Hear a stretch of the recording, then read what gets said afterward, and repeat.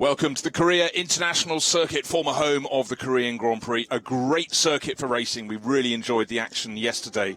A popular home win that put MG Choi, the Korean driver, into the championship lead. Maybe he can repeat that feat today. But let's look back to what happened last time out. We had two fantastic races at the Fuji Speedway, with victory going in the first race to Mercedes, in the second race to Audi. And if we can have racing as good as that, we're in for a real treat today. But let's look back at those highlights from round 4.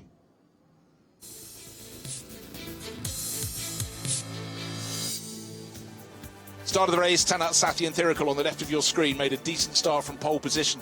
Trying to go around the outside at the first corner was the 97 Mercedes from Indigo Racing. And for the 918 Panther AAS Motorsport car for Fuji Corner, that was an unusual way to return to the pits. Could only just see under the bonnet and unfortunately clattered into Wan Bo. Half spun the absolute car. Out front though, it was all looking very, very good indeed for Olof Bruins. And there, the first three getting closer and closer, the gap coming down and down. So there was action at pretty much every corner. The one car that had too much action was the 88 Mercedes, knocked into 2 spins. And after the pit stops, it came out with Alessio Picariello at the wheel. It got right onto the tail of number 12 with Martin Rump at the wheel of the Audi. Was fighting with it, but was a lap down, was a slight distraction. But after those pit stops, it was Manuel Metzger in the lead of the race. Martin Rump got close in the number 12 Audi. And also Yuya Sakamoto had a fabulous run in the Hub Auto Corsa Ferrari. But they would stay in that position all the way to the end of the race. They had to pick their way through traffic, so the gaps went forwards and backwards. That was a scary moment for Manuel Metzger. Wasn't prepared to take his foot off the throttle. Just there, going past the car, leading the GT4 class, the Craft Bamboo Racing Mercedes. David Punt, all tail out, but collected it very well. But first to second, in the end, it came down to just half a second at the end of the race, with Martin Rump closing right in at the finish. But a brilliant job there from Manuel Metzger, delighting his teammate Roloff Bruins. 31 cars exploding down the start-finish straight towards turn 1. Very, very tidy start by the pole starter Alessio Picariello. He's in the 88 car, but then a tap from blue on silver, and that was Yasemin Jafar being given a dimension-changing knock from the 17 Yokomizo-driven Mercedes. Further back on, great battle between the Lamborghinis in the AM class. In the early stages, Ben Porter prevailing from the Vitana Motorsport car, but it wasn't to be that way at the end of the race. And the Birth Racing Project GT4 Mercedes, clearly some contact leading to a car that struggled to get back to the pits. But then in the closing stages of the race, it was the pros making their way forward. The 912 Porsche in the hands of Yuan Bo and being chased very hard by Marco Seefried in the Ferrari. Then on to the final lap. Last chance really to make a move. Did he do enough braking? Just enough by wear on tan. Managed to get into the lead in turn 1. Inside Vutagon into Fuvasak. Then it was side by side. In fact, the Porsche slightly ahead, but he was on the wrong side of the circuit for the next corner. Couldn't produce a sweep around the outside. And again, using experience gain, wear on tan, just doing a really, really good job. And he was going to be able to take it home to victory. There was no way for the Porsche driver to fight back. And at the end, it was 0.7 of a second. That was all it was between first and second place.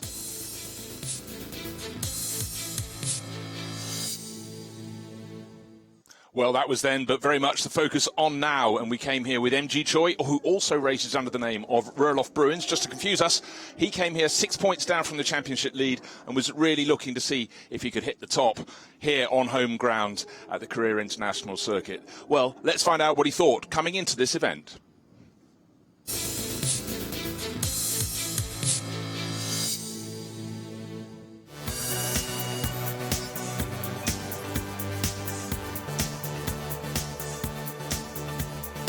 Can you tell us about your international childhood? You were born here in South Korea. What happened after that? So I was born here. I grew up in Netherlands. Been there for most of my life, up until 10 years ago. Then I came back here to pursue racing here in Asia. And it's been a crazy period here. I mean, I didn't know anything about racing in Korea. I rolled in, and it's been so far very exciting. I mean, as you can see, like, there are many Korean teams here as well, all looking at us and saying, well, maybe they want to join as well. So it would be great from next year to represent Korea with maybe more cars. So it's fantastic to be back here. It's the first time we're driving actually with the GT3 on this track. So it's very, very exciting stuff here that's going to happen this weekend.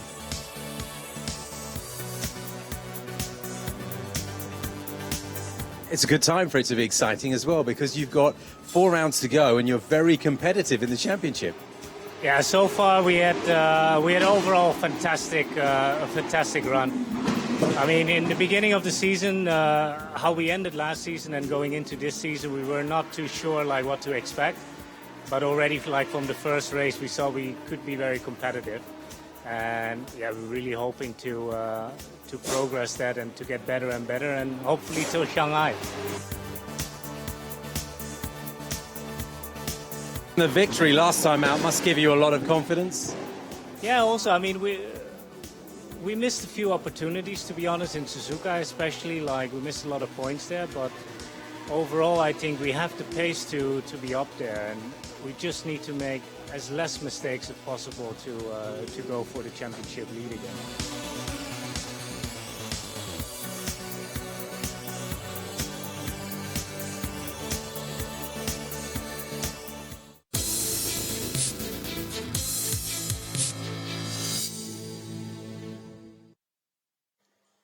So Roelof Bruins came here on home ground looking to see if he could reverse the 6-point deficit to Tanart Sathian Thirikul and Philipp Hamprecht. And yesterday's first race was the first opportunity to do just that. Let's take a look back at the action and see how he fared.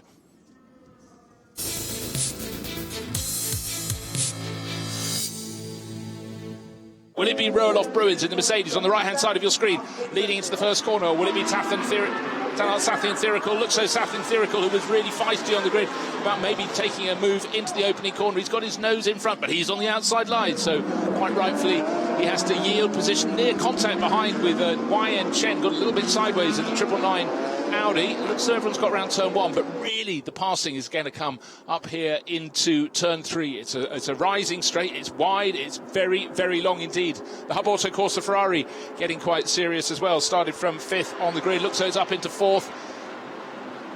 MG Choi's got it all covered on the inside. That's where you want to be, into a hairpin. That Ferrari's looking very, very busy indeed, but YN Chen holding on to 3rd place in behind. We've got Anthony Liu, the leading Pro-Am runner. He's been pushed back from 4th to 5th, but all very tidy indeed. Well done, everyone involved. But now what's happened, suddenly Sathian Thirikul made the move after the exit of turn 3, giving a little bit of a push from MG Choi. Sakamoto's making his way forward in the Ferrari. Oh, the Indigo Racing Mercedes had to come off the power a little bit there, got on the grass and first, became 2nd and has now become 3rd. That's not what the local hero wants. He's being pushed very wide indeed by YN Chen. Steve Dawson's made it back here from the grid. I could possibly give him a few seconds to cool down, but I shan't. Fabulous start. It's a sweaty affair down there. These athletes are going to struggle in these cars for the time that they're on the track, because it's very hot and even more humid than during qualifying. Well, that really is something. It was horrendous, but Yuya Sakamoto, 5th on the grid. He's still 5th on our time charts. We're only just getting up to the first timing interval, and he's already up into 2nd place, really pushing Tanart Sathian Thirikul.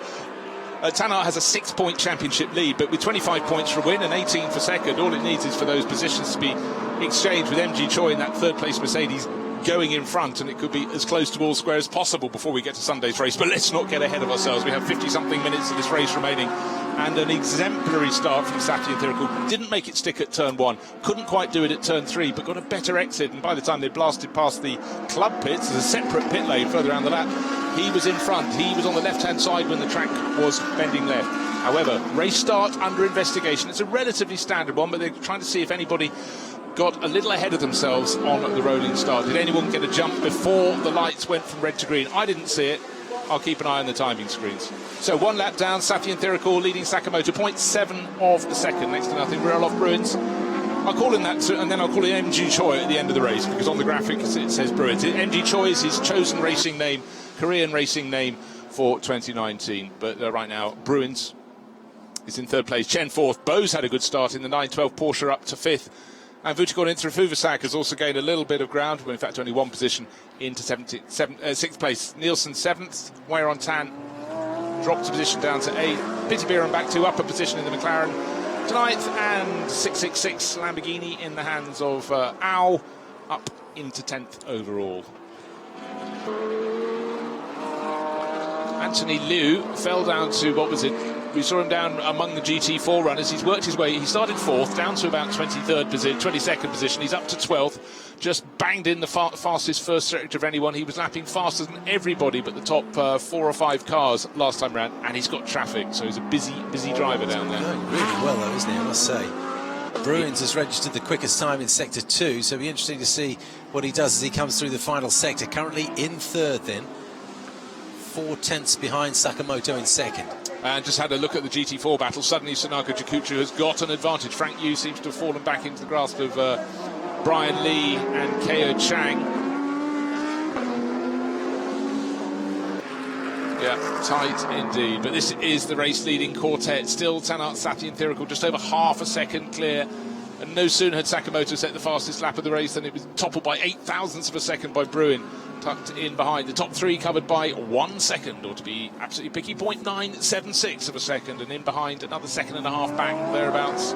YN Chen trying to hold on in his Audi from Tianchi Racing, but first to second, I sort of thought it was going to go the other way, Steve. I thought the smooth approach from the race leader, Tanat, Sathi and Thirikul, the championship leader, was going to be enough, but Yuya Sakamoto happy to throw the Hub Auto Corsa Ferrari around. Now is he going to settle down? Let's just watch the sequence again. The Porsche just looks better balanced, less loose, I think you could say, than the Ferrari. And a loose race car does one thing: A, it puts the driver at risk of spinning off, and B, it consumes its tyres. So I'd say right now Sakamoto needs to just start driving. He's got the pressure on, he just maybe needs to come back a little bit. He's still got plenty of time, another dozen minutes or so until the pit window opens. Oh, and we've got a problem for 88. Well, you can see there's been front body contact, and that was a man that you've cursed. You spoke to him on the grid, Jeffrey Lee. This is the car that's starting from pole for tomorrow, but unfortunately there has been contact. Last time around he was very close to... Well, he wasn't. He's dropped an awful lot of time. I don't know who he might have hit. He was the next car up the road was about a dozen seconds clear, unless he's contacted the back of the Ferrari of David Chipto Biantoro, but for Jeffrey Lee in the Craft Bamboo Racing 88 Mercedes, it's a limp around to the pits. Yeah, be lucky if he can get to the pits without puncturing his front left. He may have punctured it already, actually. He may well have done, or he may have left enough debris to give a puncture to someone else. And the person on the move now is Roloff Bruins. You've seen him. He was sort of close to the tail of the Ferrari of Yuya Sakamoto, but he just started really taking a serious look towards the end of the lap. Didn't quite make it stick, but that intent was clear for all to see. Almost got alongside. First 4 still sitting comfortably clear of Wear on Tan, and Wear on Tan fastest lap again last time around. So looking very handy. He's 4.4 seconds down, so he keeps on chipping away there.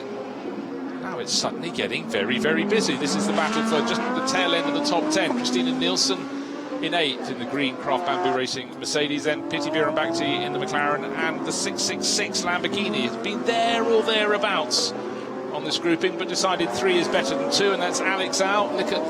Alex Au.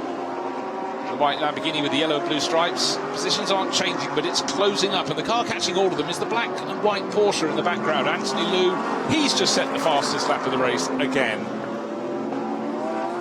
And who might be in trouble? Well, when you're running last in the race, you don't want a second warning for exceeding track limits, but that's Daniel Au, so any more of that will serve. Penalties will start being heaped on him, but that will hardly make his race result get any worse. Anthony Liu, bang, fastest lap of the race, does it again, has just put in the fastest first sector of anyone. Chris van der Drift will have had his head in his hands in the pits when this car came round next to stone last at the end of the opening lap, but it's been a storming performance. Points go down to 10th position. He's 11th. Next target, nearly 5 seconds up the track, is that Lamborghini we were just looking at, the white one from Vincenzo Sospiri Motorsport. This is a car that's really looking super well balanced in the hands of Anthony Liu. Never saw what happened on that opening lap, but certainly having started 4th as the leading Pro-Am runner, you expected him to be there or thereabouts, or certainly in the top 6 at the end of the opening lap, but not down towards the tail of the field. There's that battle, 8th, 9th and 10th, Nielsen, Bhirombhakti and Au, and in behind Alex Au is Anthony Liu, just catching all of them very quickly. The flash of his Porsche at the bottom of the image. Yeah, it's a good battle this for 8th with Christina in front. It's going to be broken up with Anthony Liu coming through. He's way quicker than they are. He'll have to weave his way through. I was hoping to get a word with Christina earlier on the grid. We'll see if we can perhaps do that tomorrow. Another race for you on the Sunday. 2 races this weekend before we head into our final weekend. Battles all the way down the field. 13, Jingsu Sun has moved ahead of 88, Jeffrey Lee. Both had their problems. Jingsu Sun adjudged to have got the start wrong. He served a drive-through penalty, and of course the big problem for the 88 Mercedes, a car that has been a race winner this year, was that front body contact for Jeffrey Lee. Staying between the... oh, no, he's going to be off the circuit there. That was just simply a mistake rather than trying to gain an advantage. Hit the curb on the inside, spat the car to the outside. So proving to be a little bit of a messy race, and he's already had the drive-through penalty, which is why he's second in the AM class, with Andrew McPherson leading the way in the AMAC Motorsport Lamborghini. It's an all Lamborghini battle in the GT3 AM class, and this Thai racer's just getting a little bit wrong today, just being a little bit caught out. Jingsu Sun has come in to make his second pit visit, but he's been in already. That's for a drive-through penalty, so he's just trying to hand over at the earliest opportunity to Frankie Chen Kung Fu and see where they can go from there. And then round goes Christina Nielsen. It was getting close. 2 positions, 3 position lost by the Dane. And the Piti Bhirombhakdi in behind has also lost 2 positions. So up goes Anthony Liu, started the lap 11th. He's up to 8th. It's been a good return for him, and that was an assist, if you will. Let's take a look. Christina Nielsen minding her own business. Piti Bhirombhakdi coming up the inside, up the inside, up the inside. Christina turns into the corner as she had to. Nowhere else to go. So I'm afraid it was the Thai racer who looked for a bit of complicity and didn't get any at all. Nielsen trying to pick up the pace, coming in, quite possibly got a puncture. First 2 in the championship on the road in that same order. 1.2 seconds between them. Last time around, 13 laps on the board. It's Tanat Sathian Thirikul who, part way around the opening lap, made that move from second to go past the pole starting Indigo Racing Mercedes, and he is maybe coming in this time around. Here comes the Trouble 55 Mercedes that was running at the very tail of the field. Melvin Moe has just taken that over, going onto the track all over again. Manuel Metzger has rolled the dice early. Oh, he's lost. Oh no, big loss out there for Philip Hamprecht. The lead has been taken from him. Oh dear, Richard Wee had nowhere else to go, and unfortunately for Hamprecht, he guessed the wrong way. Thought there was going to be a gap on the inside. It looks like it was, and it suddenly closed. The charging Manuel Metzger has gone ahead of Philip Hamprecht. Now, let's see, we've got 17 and 3/4 minutes left. Here's a replay. Look, it's sort of okay as long as the Mercedes keeps going to the... No, it's not gone enough, and instead of going for contact, or being presented with contact, Philip Hamprecht had to come off the power. That means if they finish as they are, the championship battle will be squeezed right down. So that all the hard work by Tanat Sathian Thirikul to go from second to first on the opening lap and lead all the way is being undone. Hamprecht lost momentum, lost position, lost the lead. Catching both of them. Marcos Gomez as well in third place. The Hub Autocorsa Ferrari pressing on. So the top 3 cars in the championship, the top 3 cars in the race.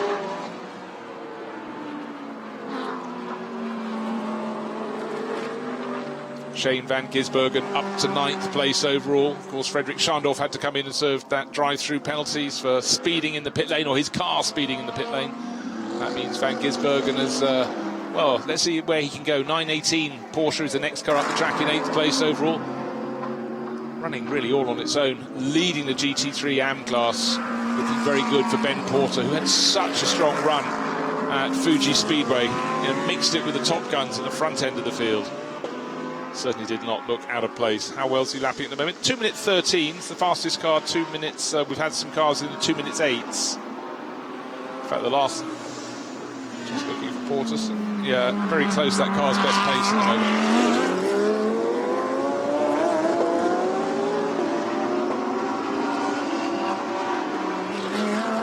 So Manuel Metzger 2.4 seconds. The good little battle we're looking at is the 918 Porsche Alexander Imperatori. Have to look a bit further down the track. Here comes the 888 Racing Mercedes. As you can see, really quite a gap between them. Nearly 7 seconds. He's got past the GT4 traffic though. Richard Wee in the background. How far behind him now? Setiman Sanzo, yeah, has gone out a bit. He gained 7/10 of a second. It's 2.1 seconds the advantage for Craft Bamboo Racing at the moment.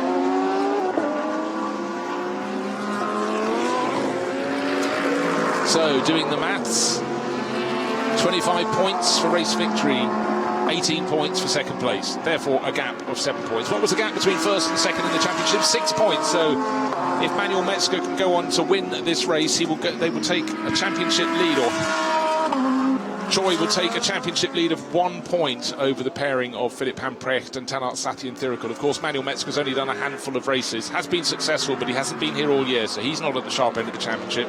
But his Korean teammate most certainly is. Roloff Bruins, aka MG Choi, their car leading the race. Their car stretching clear, 3.2 seconds further ahead. I said it would go out by half a second. It went out for maybe slightly more. Marcos Gomez still all over the tail of Hamprecht, but it's the Indigo Racing Mercedes. Solid sponsorship on board. Many sponsors guests this weekend here occupying the suites, and they've got sweet success to look at, because the clock is counting down, just over 10 minutes remaining. Second and third, you can see dropping back all the time. Still the Porsche of Hamprecht in second place, and Marcos Gomez, welcome to the championship, looking for a podium at his first attempt. In the background, Rahel Frey still holding on to fourth place overall in the 912 Porsche, tucked in behind Liu Yihong Li. Then comes Martin Rump, and I fancy his Rump quicker. Well, the fastest driver out there, you don't have to look far, is Shane van Gisbergen, 8th and closing all the time. I don't think he's going to be able to catch the 918 Porsche to get any higher than 8th, but fastest lap, 2 minutes 8.4. A lot of drivers would have given their right arm to get that in qualifying. Most of them have given the equivalent of weight in their right arm. They've lost a lot of perspiration, a lot of fluids during this race. Bruce, I'm very grateful to the drivers that spoke to us, because they all look absolutely spent when they came out of their cars just now. P2 and P3 on our screens, so no wonder is Philipp Hamprecht falling away from Manuel Metzger. It was 3.5 seconds now, because Marcos Gomez in the Hub Auto Corsa Ferrari all behind him. When I say behind, I mean inside, going ahead. I didn't know the move was going to be made there. Very, very tight turn 6, and then just doing a fabulous job to do so. So the pace was with the Brazilian, and now let's see Hamprecht. Well, I just wonder, I'm not even sure you saw the move. I think you'd headed up to the pit lane when poor old Hamprecht, well, in fact, you were still up in the pit lane when Hamprecht lost the lead. He got behind a GT4 class runner, guessed the wrong way, had to come off the power, and sweeping around the outside went Manuel Metzger. But let's take a look at the replay, especially for Steve Dawson. Thank you. Here we are. No, this is the change of third becoming second, but it was at the same point on the circuit where poor old Hamprecht lost out, and this time he was minding his own business, but clearly the life in those tyres has gone away. There I was saying that the Ferrari in the first part of the race looked so it was eating its tyres, but with the new driver on board, Marcos Gomez making the best of the rubber now, he's not going to be able, surely, with 8.5 minutes remaining, to close 3.5 seconds on the race leader. In fact, it's probably more than that, because the overtaking manoeuvre will have cost him time. You can see Hamprecht is struggling even to keep the car on the circuit at various points towards the end of the lap. And the leader in the GT3 AM class, and doing so easily after a drive-through penalty for their rival Vitana Motorsport car, is the 51 Lamborghini. Ben Porter at the wheel. That's the car from AMAC Motorsport, looking for their third class win of 2019. 4 minutes remaining in this 1 hour race, the first of the 2 1 hour races on the series' inaugural visit to the Korea International Circuit, and making it look very easy indeed, Manuel Metzger. I really thought that Philipp Hamprecht would have the answers. He most certainly doesn't. The Mercedes from Indigo Racing is looking absolutely fantastic in the closing stage of the races. It would be no shame if Marcos Gomez closes in very slightly, but actually last time around, 1/10 of a second gained by the race leader, so the Ferrari was homing in by a small amount, was never going to be able to get close enough.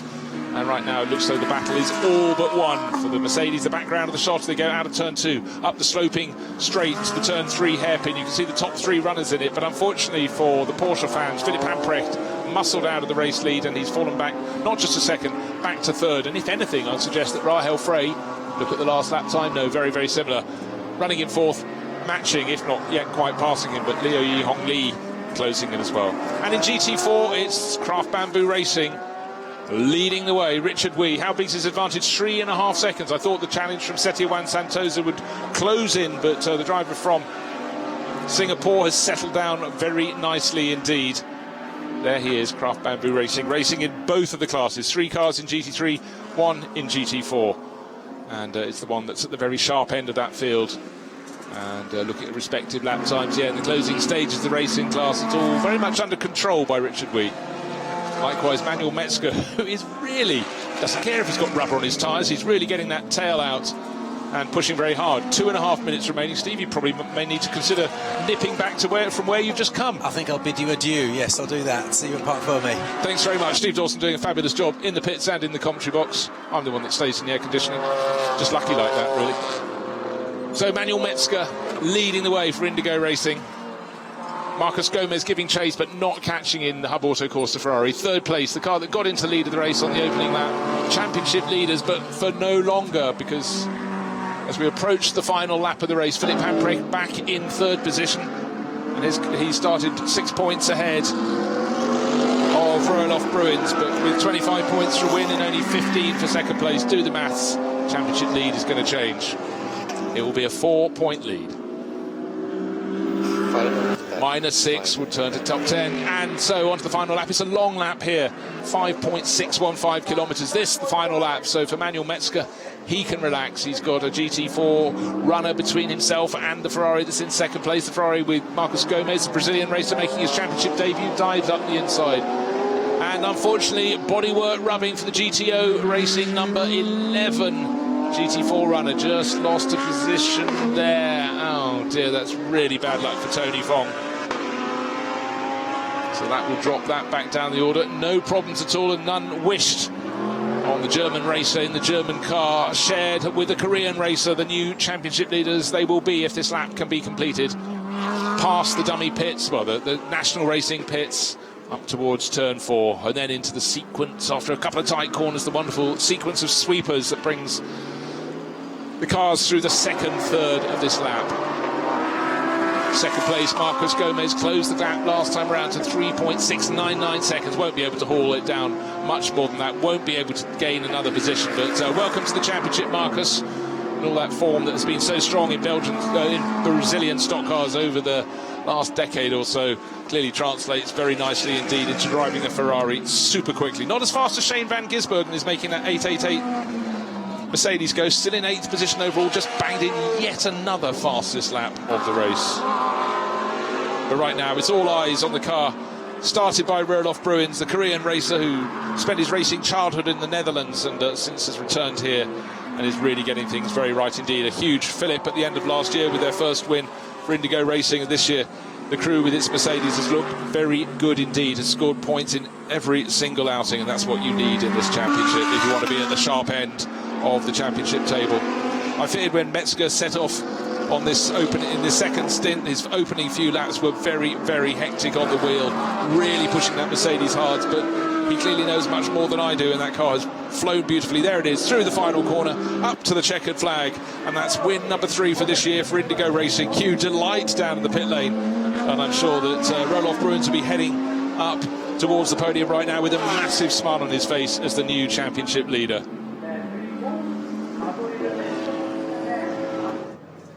For this man, Manuel Metzger, was immediately leading the chase. It looked as though it was job done after the pit stops, but not only did he catch Philippe Hamprecht's Porsche when it had quite a nice little lead, but you can hear the cheers. Home ground victory. So Manuel Metzger will be popping those belts and getting out of the oven, which is a racing cockpit here in such hot and humid conditions. And, well, you know, he might even have the audacity to look cool, but for Manuel Metzger, oh yes indeed, absolute delight for the German. And where is his Korean co-driver, who's at least had around half an hour to cool down, but probably to the tension that Roelof Bruins was experiencing down in the pit lane, hoping and praying his car could go from second into first. It did just that. Of course, we have to talk to Roelof first while Manuel just entered the car. You said it was a dream, and the dream came true in front of your home fans. What a great start to the weekend. Yeah, in short, he did it. He did it. What a drive. I mean, amazing. To win here, like, couldn't be better. Yeah, it was tough. I wanted to catch up what I lost in the pit stop. I went out a bit too late. That was my mistake, so I wanted to make it up. And then Philip had a bit of bad luck in traffic. I saw coming what was happening, so I guessed for that direction, and it was the right direction. Then I could pass, and I know sector 2, sector 3, we are quicker. I have to pull a gap for sector 1 because they are quicker there, and I had the gap, and then I could pull off. And yeah, just amazing to win here. Well, you don't have to listen to their joy. You can see it as well. Great racing to take them to the front of the race. Slightly subdued third step of the podium for Tanat Sathi Thirikul, who did such a good job to take the lead and stay there. But Philippe Hamprecht caught out in traffic. Nothing he could do thereafter.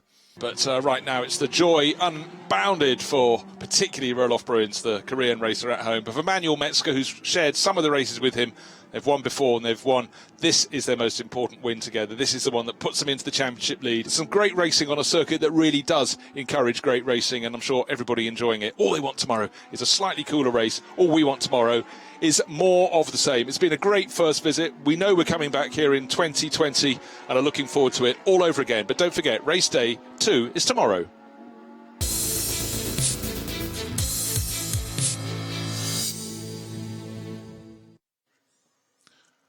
So that was yesterday. We've seen the highlights from Fuji as well. Now all attention on what's going to be happening here. This is the 5th of the 6 rounds of the Blancpain GT World Challenge Asia. The final round is in Shanghai, and again there'll be 2 races, but with a Korean, that's Roloff Bruins, now at the top of the championship. It is going very much the way the local crowd would want. But let's take a look at the track. Built for 2010 for the Formula 1 World Championship, 5.615s and very, very different parts. Note that really long run from turn 2 to turn 3. That is the best chance for overtaking into that right-hand hairpin. Then it's twisty all the way back to the finish. 18 turns in all, depends how you count them, but it's a real challenge. And another thing that's making it a massive challenge this weekend, unusually high temperatures. And a person who's experiencing those down on the grid is Steve Dawson, who's caught up with the car on the outside of the front row with the driver, Alexandre Imperatori. Yeah, Alessandro, you're quite well advanced on the grid today. What are your hopes? Well, hopefully we want to go for the win. We have a good starting position, which is always better because when you start further back, it's always a risk in the first corner or even the first lap. So hopefully we can have a clean start, see where we are. Obviously the Mercedes are really strong, but you know, it's also about what we can do with Vuitton at the end. So I'll try to stay up front, P1, P2, give the car in a good position to Vuitton, and then bring it to the finish. How are the tyres in this heat? Well, it's very hot here this weekend, and now it's the hottest part of the day. We have over 60-degree track temperature, so obviously it's a bit like they're melting. Won't be easy, especially on the rear tires, but we saved some tires for today, so hopefully this can help us a little bit. We'll have to see. It will be hard for everybody. Good luck today. Thank you. Always interesting to hear from Alex Imperatori. So much experience on the international racing stage. A very wise young driver. But as you heard from him, well, he said it was over 60 degrees track temperature. Told a slight fib there. It's only 56. What is he talking about? Air temperature 34 degrees. Both of those temperatures will rise through the course of the race. Humidity, much as it was, 57%. But I tell you, if you're here in Korea, it really doesn't feel like that. It feels way more. It's very hot and very sticky indeed. And that's for those of us outside the cockpit. For those sitting on board, they will be as if they are in an oven. It's very hot. The race is 1 hour. The drivers change anywhere between 25 and 35 minutes into this race. And they will all felt as though they have been cooked by the time they get out. But let's hear from the driver who's starting at the very sharp point of the grid, Shane van Gisbergen. Shane, this is your first race, Blancpain, since Suzuka. Is it good to be back? I missed all of that, but hello. What'd you say? This is your first race since Suzuka. Is it good to be back? Oh yeah, it's awesome to be here, but man, it's so hot in this car. It's probably one of the hottest races I've ever done, yeah. You managed to improve 5 places yesterday. You must be good for the checkered flag today, aren't you? Oh, we had our first win in our class yesterday, so for Jeffrey, that was his first ever race win in Blancpain, so he was so stoked. But hopefully we can get on the podium today, and a couple of good stints by both of us, we can do it. Drive safely. Thank you, cheers.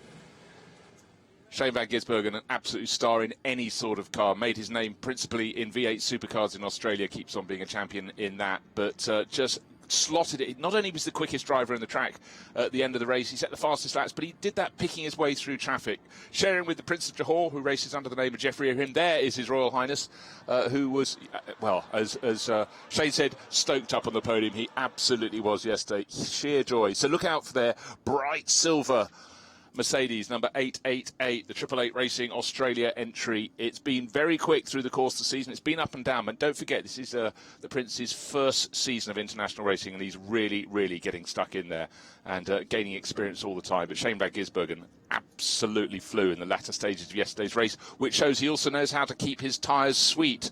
And as we heard from Alexandre Imperatori, that is the absolute most important trick for all the drivers today. It's very, very hot. It's a long lap, and there's the middle sector of the three, it's all through fast sweeping S's, and that really, really does work those tyres. So a lot of drivers will be hanging on to the ends of their stint. It's going to be very, very testing for all of them. Well, we just saw Jeffrey Ibrahim, the Prince of Johor, and Steve Dawson has caught up with a man who is still bubbling with excitement. Your Royal Highness must be very pleased with what happened yesterday. Yes, we had a fantastic result. Very, very pleased, and Shane drove very well yesterday. So your hopes for today must be realistic chances of taking first place. We hope so. That's what we're aiming for. But we got to do our job out there and try to focus and just bring in the car home and get the best position we can, and hopefully be on the podium again. Good luck today. Thank you. Well, I just had news coming through from the grid that 911 that came here leading the championship, that's one of the absolute racing Porsches, Tanat Sathyan Thirikul and Philip Hamprecht, due to start that today, was going to be starting down in 11th, but it's been wheeled off the grid into the pit lane. I'll try and find out what's happening for that. Already a bit of a disaster for them, because Philip Hamprecht was one of many drivers to have their best lap times taken away. His 2 best lap times were taken away for exceeding track limits. Would have been good for the first 2 or 3 rows. Starting 11th was a big enough disaster. Now he's going to be starting at the very tail end of the field, if indeed that car is good to start the race. And what we're seeing down there is the drivers who aren't needed on the grid anymore. They're getting off the grid not just to make space for the start of the race, they're going to find some shade. It is very, very hot and sticky here at Yeongam, the Korea International Circuit, down in the very southwest corner of South Korea. The sea just a few hops away. Wonderful landscape. You can see the closest hills just in behind that final sequence of corners, the traditional Korean-style bridge over the circuit from the pits to the grandstand.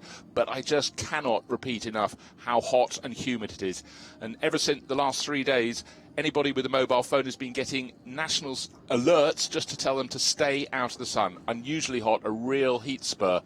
And for the drivers today, that is going to be the biggest consideration of all.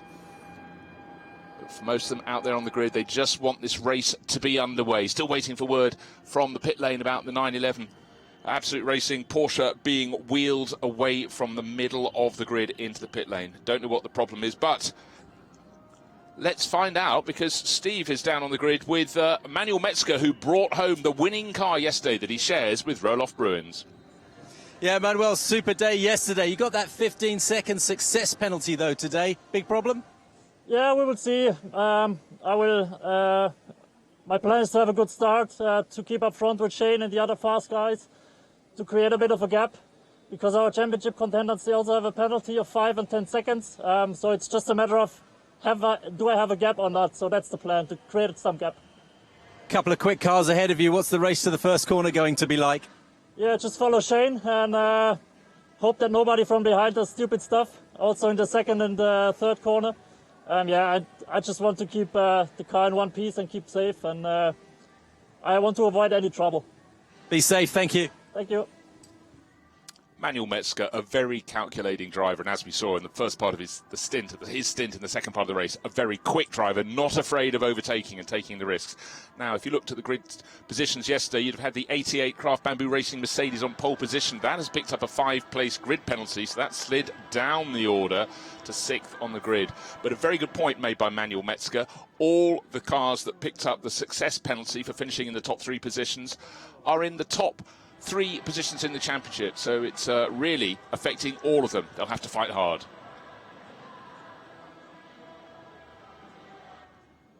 All set for the second of the 2 races here, the Blancpain GT World Challenge Asia's first visit to the Korean International Circuit.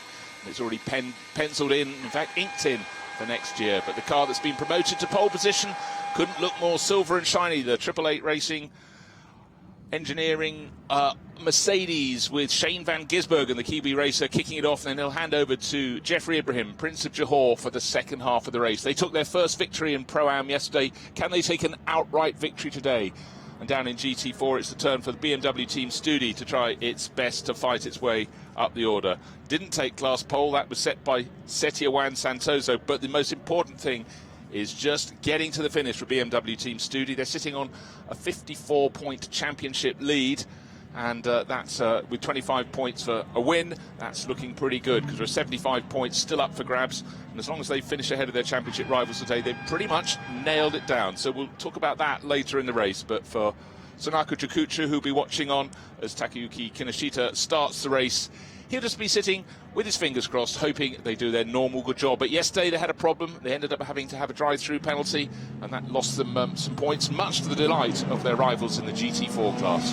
So off we go onto the formation lap. 18 cars in GT3 and 5 in GT4. Just trying to see, well, let's run down the grid. We'll talk about 9-11 later. Shane van Gisbergen starting from pole for 888 Engineering Australia. Then Alex Imperatori for the Panther AAS Porsche crew. Mercedes and Porsche sharing the front row.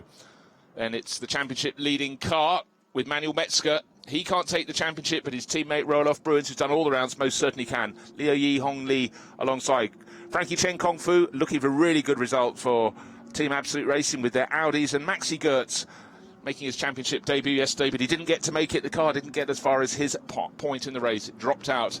Look also today for Marcus Gomez starting the Hub Auto Corsa Ferrari from 8th. He was very quick yesterday, came home in 2nd place. And likewise, Martin Rump, one of many drivers who had his best lap taken away, starting down in the middle of the order, as is the 911 car. But of course, that's the one that's not starting from that place. It's been wheeled into the pit lane. We'll have to start from the very, very back of the field.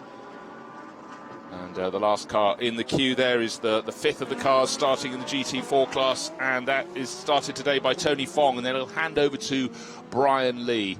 And if you're slightly confused by the pit lane on the left-hand side of the screen, that is the national pit lane being used here for the support classes, and that is on the long run, a longish run from turn 3, the hairpin, the best point for overtaking, up to the second best point here at turn 4.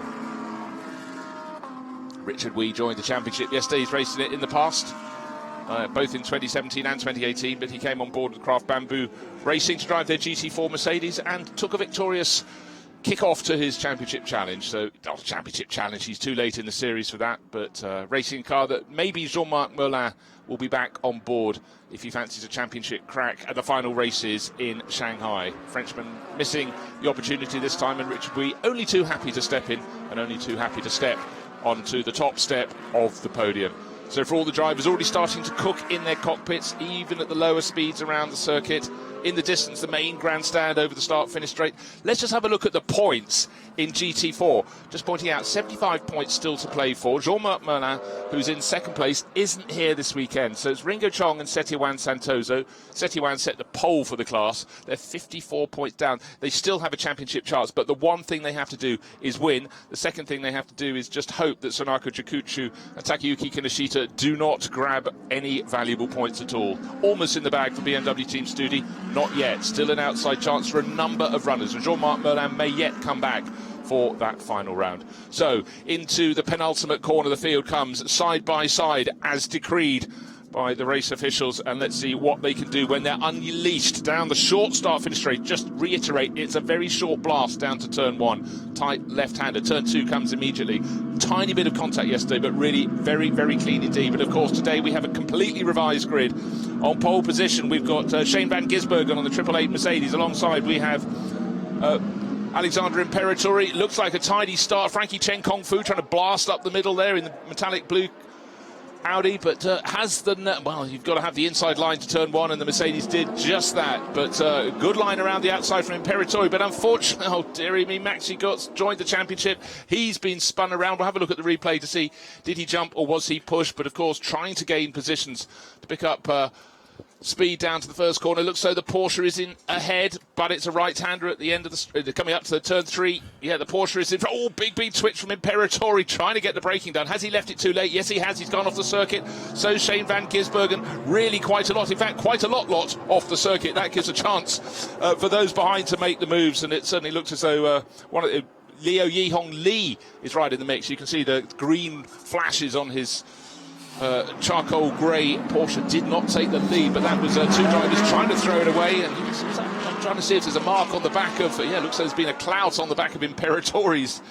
Porsche, but somehow, just somehow, including that little Sunday afternoon drive across the countryside, Shane van Gisbergen back into the lead as they now go into the sequence of S's. Very, very hard to overtake here, but those were 2 drivers, as Steve Dawson rejoins me, looking remarkably fresh, having been up in the high temperatures on the grid.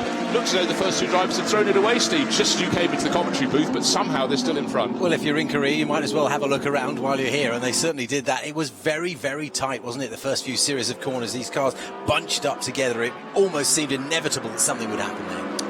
Absolutely so, and looking up into fourth place, going really, really well, is the Vincenzo Sospiri Motorsport Lamborghini. That wasn't really, it was the tail end of the top 10 yesterday, but what we're seeing now, the fastest driver in the second part of the race yesterday, started from pole, nearly lost the lead, nearly threw it off the, well, slightly threw it off the track, got back on. Shane van Gisbergen already opening out really quite a sizable gap. He's the best part of a second clear as they come towards the penultimate corner of the circuit. That long right-hander seems to go on forever, then a little left flick on, onto the start-finish straight.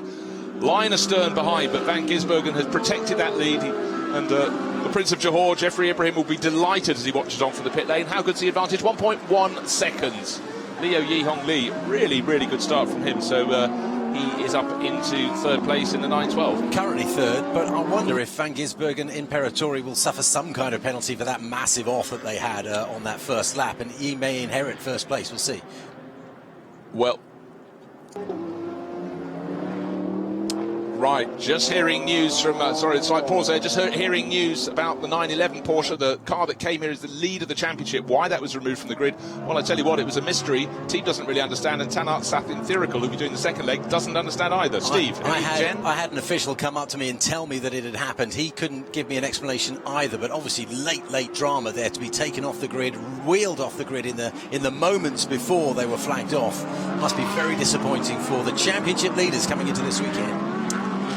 Very good second lap, or start of the second lap from Imperatori. It looked as though Shane van Gisbergen was going to get away, but the Swiss driver is made of stern stuff. Again, look at the back of the car. I don't think it was supposed to be quite as black on the right-hand side at the rear, unless that's some remedial repair with that much favoured racing bit of equipment. Gaffer tape. Sticky tape, the gaffer tape. Leo Yihong Lee hanging on very nicely in the Absolute Racing Porsche. In fact, the Imperatori's car is also run by Absolute Racing, but it's entered by Panther AAS Motorsport, just to confuse people. But 3 Porsches run out of the Absolute Racing garage, and to keep themselves busy, a couple of Audis as well. So who is making the moves? I said look out for Marcos Gomez. Started down in 8th position for Hub Also Corsa, up into 5th. Very, very tidy run for the Brazilian. You can just see him starting to catch up with Frederick Schandorf in that 4th place Vincenzo Sospiri Motorsport Lamborghini. But the second half of the lap, we've heard from the drivers down on the grid, a lot of them are saying some cars have an advantage in the first part of the lap. That tends to be the Porsches that are down those 2 longer straights, but when you get to the twisty stuff, the Mercedes really come good, and we're seeing that already on this lap. First part of the lap, Imperatori started closing in on Van Gisbergen, getting down to under a second away. Second part of the lap, the Kiwis stretching his legs and going away. Glad to see that Maxi Goetz is still in the race. Welcome to the championship. He got spun around on the opening sequence of corners. He's up to 18th place out of 23 cars. Won't be too chuffed with that, but he's still going, and he'll start picking off the cars ahead of him. So much rubber on the track. You can see those lovely marks causing superb grip for us all, but the difficulty is the heat means that those tyres are likely to wear quicker than usual. Absolutely. So every single driver will have had that rammed into them by the team boss. 1.1 second advantage last time around, 1.5 seconds now. Van Gisbergen over Imperatori. In GT4, guess who's leading the race? It's Takayuki Kinoshita in the BMW, but Setiawan Santoso tucked in behind, and Joe Chi, who's proving a real revelation, in 3rd place. So the 2 Mercedes from Team iRace.win, and there they are, the yellow bonnet one ahead of the green. And Santoso, who took class pole yesterday, really improving, and hanging on behind is Tony Fong as well. That leaves Richard Wee at the very back of the field, but Richard's car took victory in the class yesterday, and of course that comes with success penalties when it comes to pit stops later today. But let's not get too involved with those right now, but certainly as we look to Manuel Metzger, you spoke to him on the grid. He's being harried, pushed very hard by Chris van der Drift. Championship leading car. He's not the championship leading driver because Manuel has missed some of the rounds, but his teammate, the driver who races, you look at the roof of the car, it says Roloff Bruins. You look at his name belt on his overalls, and he races as MG Choi this year. But through the race, until he gets to the podium, let's have a pact. Let's call him Bruins. We'll call him Bruins. And how chuffed he must be to take the lead in front of his own fans. And what have you seen there, Bruce? Well, it was just a shot, and I suddenly thought we had those two Mercedes slowing. It was just foreshortening, but I was caught between two stools. Car 88 and 13 under investigation for incident at turn 1. 88 was Maxi Goetz, car number 13 was Frankie Chen Kung Fu, but the outcome was the 88 Craft Bamboo Racing Mercedes was spun around. That's under investigation, so the stewards are already sharpening their pencils as they consider what report to write. But anyone writing a race report would be absolutely clear that Shane van Gisbergen weathered the storm through the first 3 corners. And don't forget, at turn 3, he ran off the circuit, and so did Alex Imperatori, who led the way into that hairpin. Somehow they didn't get demoted. Very big challenge by Yi-Hong Lee. But now it's Van Gisbergen pulling clear. 1.1 seconds became 1.5, his advantage over Imperatori. Now it's 2.2.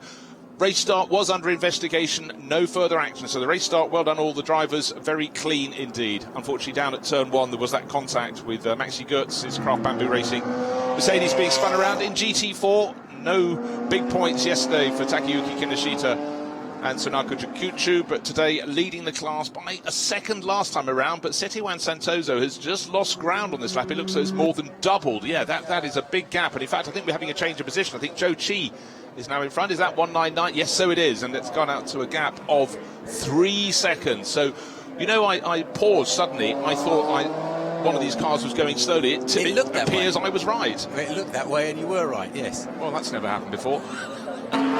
Schandorf is showing some good pace. He had a good sector 1 time a few moments ago. It's since been usurped, but it was inconsistent. He slowed down in the 3rd sector, managing 4th for the moment, though. Good 1.2 seconds ahead of his nearest challenger, Gomez, in 5th. Yeah, but more than that, he's actually started to catch Leo Yi-Hong Lee. You can see that white Lamborghini right on the tail of the grey and green Porsche, and Leo pushing hard. But again, at this point in the race, we've talked about it before, we'll talk about it again. Keep those tyres sweet, because their performance will really, really crumble. And down on the grid, didn't Alex Imperatori describe them as melting? Which isn't a good thing, is it? Yes, I've been melting as well. I can sympathise with him. It is very, very warm down there indeed. It's the kind of heat that drains you. They'll be very tired.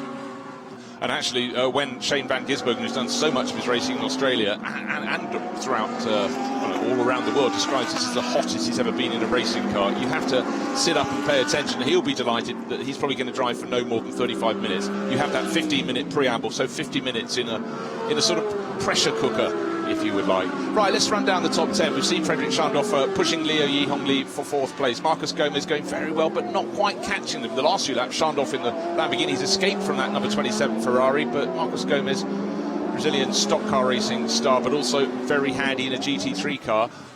He's helping mix the championship up, though, because he's ahead of Manuel Metzger in that 97 Indigo Racing Mercedes. Chris van der Drift tucked in behind in 7th place overall. Martin Rump in the number 12 Audi in 8th. Darrell Young traditionally in the top 10. There he is again in the 99 Craft Bamboo Racing Mercedes, and bringing up the rear of the top 10 in 13th place overall. Just a little bit down the group looking at now. They're fighting over 6th and 7th position. Here's Frankie Chen Kung Fu, but he is under investigation for what happened at turn 1 on the opening lap. Chris van der Drift's had a fairly quiet weekend so far. He's about 5/10ths behind Metzger at the moment, so something for him to chase. Currently in 7th, looking to move up to 6th and 5th. Well, it's always useful having spies in the pit lane, and news about the 911 Porsche from Absolute Racing, the car that came here as the championship leader. Suspected gearbox problem down on the grid, so they took it off the grid into the pit lane so they could have a little look, probably hit it with a hammer, and sent Philip Hamprecht back into the race. He started stone last from pit exit, up to 16th place overall, and he and Maxi Goetz in the 88 Craft Bamboo Racing Mercedes that was spun at the first corner, 16th and 17th overall. And they've got a group of cars up ahead of them they should be able to pick off. Next first target will be Melvin Moe in the 3rd of the Craft Bamboo Racing Mercedes. Bruce, it's a massive blow for Philip Hamprecht and for Satyan Tyrrell. I'll see if I can have a word with them at the halfway mark. They came into the weekend championship leaders, since been overtaken by Roloff Bruins, but now that gap looking like it might get a little bit bigger. Yeah, and of that pairing, Tanat Satyan Tyrrell tends to be marginally the quicker as the Thai racer gets faster and faster, but he's going to have to pull off a mastercraft performance to see if he can get into the top 10. But at this point in the championship, with just the final round still to go in Shanghai, any point that's dropped is going to hurt. But at the moment, they're not heading for any points whatsoever. Plus the fact, 3rd place yesterday means 5 seconds extra and a standstill at the pit stop. It's all stacked against them. Don't forget though, Manuel Metzger in the Indigo Racing Mercedes, 15 seconds. It's time to have a sandwich at the pit stop before Roloff Bruins takes over. So 6th place now could suddenly become 10th place after the pit stops. But you know with the German racer, with Metzger, he's going to carry on pushing. Someone who's pushing very hard indeed. Rahel Frey in the 999 Tianchi Racing Audi. You can see there the one with the gold on its flank. She's in 13th place overall, challenging Rio Haryanto, the ex-Formula 1 driver in the T2 Motorsports Ferrari, and pushing very hard indeed. But she's had a really good run since she joined the championship. And the last 3 results, let's just have a quick flick down the order, have been in the order of 5th, 4th and 4th. So a really good splash she's made since she joined at Fuji. Yeah, jolly good effort. Haryanto in the middle of the field. Now, this is the 911 car. So Philippe Hamprecht has picked off 2 cars in the lap. I said Melvin Moe was the first target. The second target was the GT3 AM leader, Ben Porter, in the AMAC Motorsports Lamborghini, and that's also just been passed by Maxi Goertz in the back of the shot. So Philippe Hamprecht has only got one thing to do in this: get this up to the midpoint race, see if he can get in the top 10, and then for Tanat Sathi and Thirakel, to sit for those extra 5 seconds and then see what he can do in the second half of the race. But anybody pushing too hard on the rubber is really going to hamper rather than help their chances. Excuse me, the gap between Hamprecht and Frey now is almost 4 seconds, so he's really going to have to work hard to make up ground before the changeover. Yeah. Well, let's go back to GT4. The order hasn't changed. It's still Takayuki Kinoshita leading the BMW. Joe Chi still ahead of Setiawan Santoso. Whatever the problem was for Santoso, it seems to have sorted itself out. Having been second in the class behind the BMW, he's gone back behind his teammate. So the green bonnet on the Mercedes is now in front of the yellow, and that means Joe Chi is ahead of Santoso. But you can see Santoso is, half a second down as they go up towards the turn 3 hairpin. Whether it was a gear change problem, whatever it was, he lost not just track position, he lost time and track position. He's down to 3rd in class, but not letting it go is the Indonesian racer, chasing very, very hard indeed. And in fact, you can see he's got a little bit more speed. Back to the front, 888, Van Gisbergen. Quickest time so far, 208.482, and he's just gone fastest in Sector 2. So continuing to make the pace, the gap between him and Imperatori now over 5 seconds. It's been metronomic from the New Zealand racer. I should say metronomic, something like that. But 5 seconds clear, fastest lap. Alex Imperatori just put in the fastest first sector of anyone, so he does have the pace. And again, the Porsche is very quick around the first third of the lap. Challenge for 3rd place has been cooking for a few laps. Frederick Schandorf decides not to put the Lamborghini up the inside of the 912 Porsche. So Liu Yi Hongli still the hunted rather than the hunter, and he's probably really starting to feel the pressure. But what it must be pointed out is that they're not that far behind 2nd place. In fact, 1.5 seconds covers 2nd and through to 4th. At this point in the race, Marcos Gomez in 5th is not able to take any chunks out of their advantage as the Lamborghini fights. So you can see the Lamborghini's had a bit of rubbing up the sides. It certainly made good advances at the start of the race. What if that interfered with the tyre? Up to 4th, and that, I think it might just be bodywork, but not what you want. Now, who's making progress down here? Looking at number 12, Martin Rump, the Estonian, right on the tail of Chris van der Drift, and Manuel Metzger holding off the 2 of them. Manuel, though, will have that car, the 97 championship leading Indigo Racing Mercedes, will be an extra 15 seconds at a standstill during the mandatory pit stop, so it's going to hurt. And right now, he's just got to keep pressing on. Every 10th of a second is going to count for him. Van der Drift, really good performance from his teammate yesterday as well. Anthony Liu took up the drive that in the early part of the series was Li Chao, and Anthony showing very, very good form indeed. Unfortunately for Anthony, he ended up being thrown down the order on the opening lap yesterday, fought his way up back towards the points, and Chris van der Drift finished the job. But of course, the driver who started yesterday goes 2nd today, so Chris van der Drift, another Kiwi starring, is doing the job now in 7th place. Is this the moment that Setiawan Santoso? Well, there we go. Made quite easy by his teammate. So that's 3rd place in class in the GT4 class, becomes 2nd again for Setiawan Santoso. The 111 Mercedes ahead of the 199 of his teammate Joe Chi. In terms of natural pace, Santoso has looked very good this weekend, but he doesn't want to be hit by his teammate. So there I was thinking that Joe Chi had thought, well, OK, fair and square, you can have it, I'll give you space. He decided he wanted to take it back, and that could have been one of those very awkward conversations when they'd walk back to the pits to hand the steering wheels back to their team boss. Martin Rupp looking very busy indeed in the number 12 Absolute Racing Audi, just out of the right-hand side of our shot. There it is now, right on the tail of Chris van der Drift, who in turns is trying to press the red-nosed Indigo Racing Mercedes.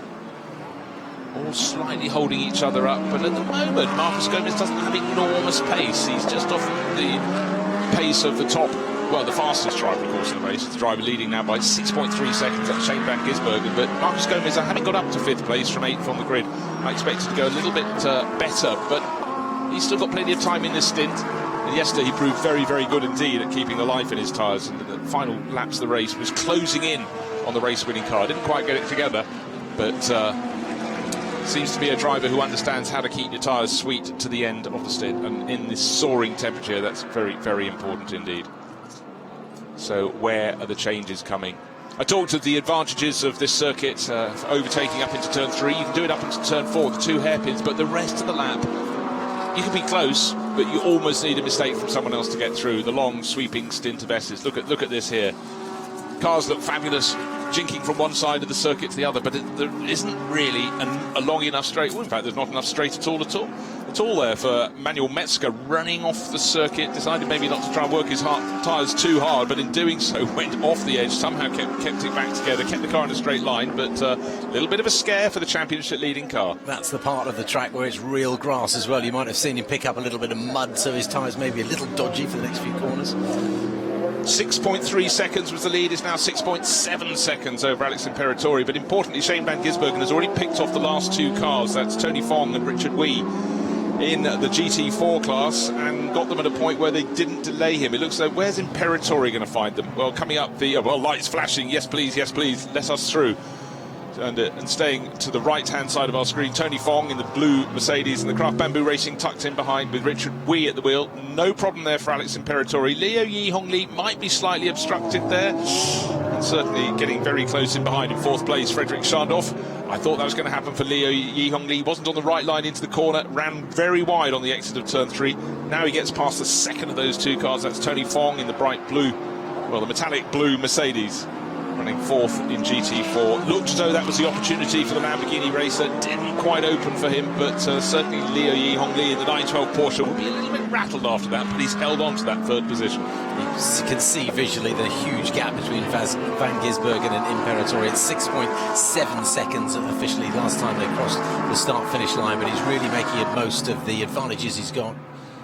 Every time I look at any of the sector times, he's gaining a 10th of a second here, a 10th of a second there. He doesn't have any success penalty to serve during the pit stop, so that really is going to be an advantage for him. That said, Imperatori in 2nd place, no success penalty for him, or for 3rd, or for Schandorf in 4th, or for Gomez, though, in 5th place. He's got an extra 10 seconds before that car can leave the pits with his teammate on board the Hub Auto cars. Hub Auto Corsa Ferrari with Yuya Sakamoto. Both these drivers are quick, but that's going to move them down the order. The car in 6th, of course, the championship leading Indigo Racing Mercedes, that has success penalty serve as well. So the top 10 is going to be shuffled, but not the top 4 cars. And just keeping an eye on the timing screens, we look at Chris van der Drift finally driving with a bit of space around him. He's been bullied and pushed by Martin Rump, but background of that shot, I didn't quite see Martin Rump. I'll have to look a little harder next time around. And I tell you what, sorry, I see what I've done there. It was Imperatori's car that I was looking at in 2nd place, and all but identical lap time to the race leader that time around. So in fact, Imperatori stopped the rot, if you will, maybe balanced out by going through the GT4 cars. And talking of those, there's Shane van Gisbergen leading the race on the right-hand side of the screen. The car leading GT4. Takayuki Kinoshita has now also been pushed back another position. Up comes Imperatori. Didn't get past those Mercedes before the corner. Looks like we've got a passing manoeuvre for 3rd place. Looks like Frederick Schandorf into turn 3 has gone up the inside of Leo Yi Hong Lee, who's gone out to visit friends and family. And out of turn 3, well, that is bodily contact, and we don't want any further movements. Yi Hong Lee is not losing that position. He's determined not to up the inside, but he's not quite close enough to make a move. Going to have to be a little bit of complicity here, but somehow the Lamborghini driver completes the move he started into turn 3 as they go out of turn 5. So it was a 3-corner incident, but he's just got enough, and through turn 6 he's fine. now starts the sequence of S's. Shouldn't be passed here. He's done the job, but for Liu Hongli, he did not want to let him through. Emergency operations there from Schandorf. Just in the midfield to update you, Handprecht has overtaken Haryanto, but he's in 13th. A lot of work for him to do. He's well off the pace, 24 seconds in fact. Frederick Schandorf very, very positive in getting past the GT4 cars, and much to their chagrin. But what's happened during all that is Marcos Gomez in the 5th place Hub Autocorsa Ferrari has closed right in as the cars ahead of him fought over 3rd and 4th positions, with Schandorf swapping 4th for 3rd, which is the order he'd like to do it. But Liu Hongli just refusing to give up. He lost the position coming out of turn 3 and didn't want to cede it fully until finally giving up on the turn into turn 6. There he is, down in 4th place in the 912 Porsche.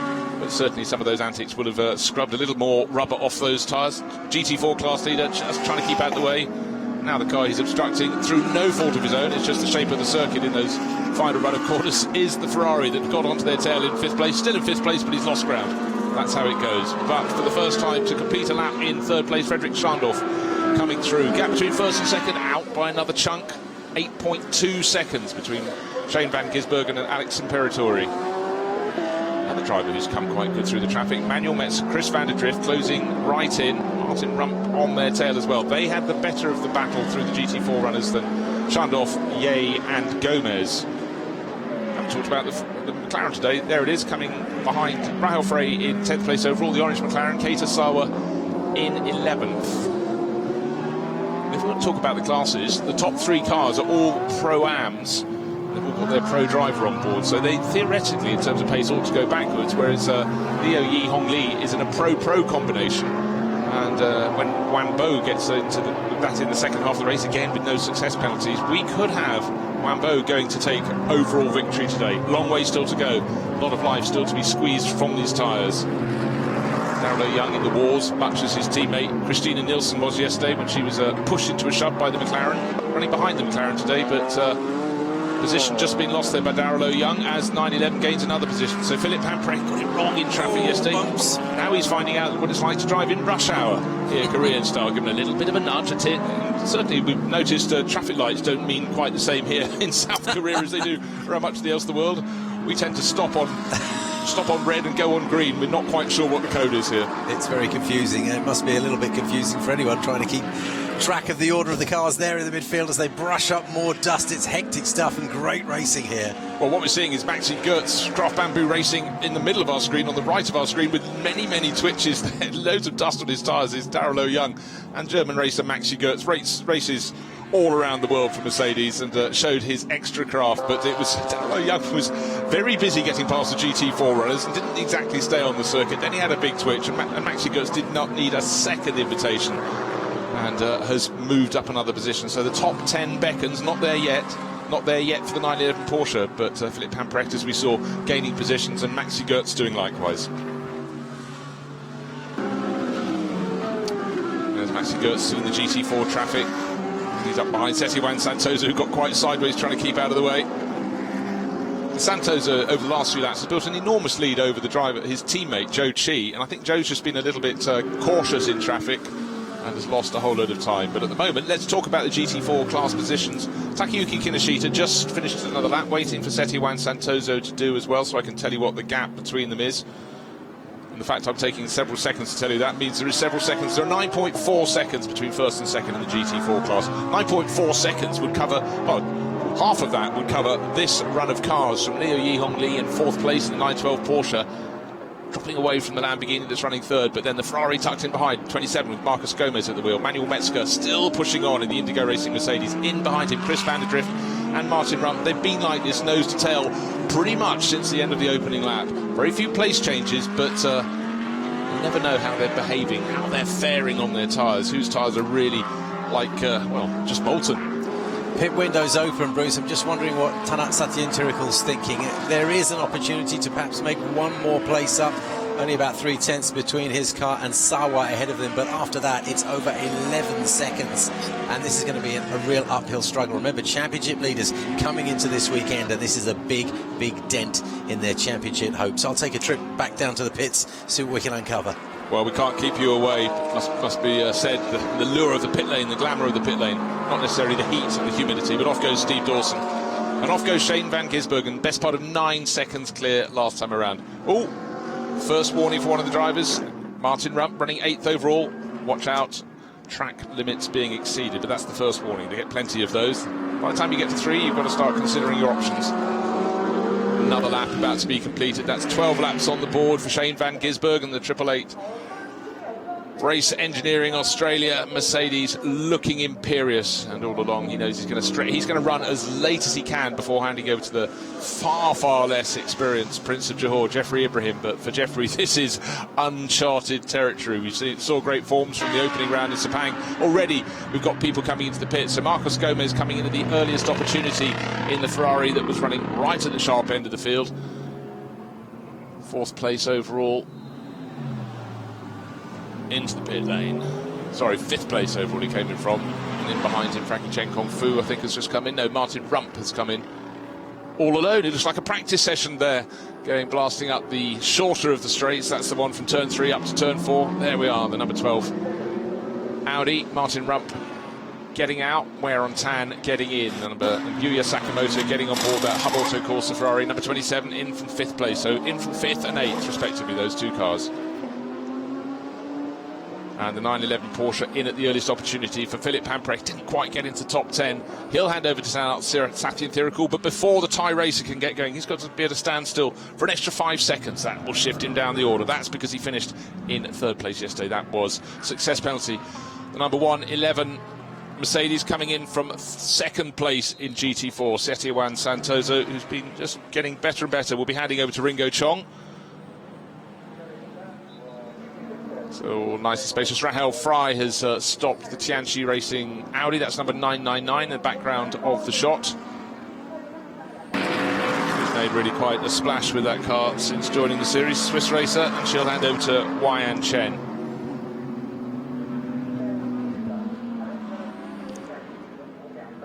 Number 12 back out onto the track. Wear on Tan, and of course 911 held for those extra 5 seconds. He did come in behind the number 12 Audi, several positions behind, but will lose more positions potentially to that longer pit stop. Still out, still running in 2nd place. Alexander Imperatori going to be probably the next closest thing to 10 seconds down on the race leader Shane van Gisbergen. Let's see what the gap is. We've had much worse, 11 seconds down. On the last lap he lost 1.1 seconds to the race leader. But sitting on a gap of 3.4 seconds over Frederick Schandorf in the Vincenzo Sospiri Racing Lamborghini. Looking there, the red, white, blue Craft Bamboo Racing number 88 Mercedes. How high has that risen? It's up to 13th place overall. Will rise a few more because that hasn't come in to make its pit stop.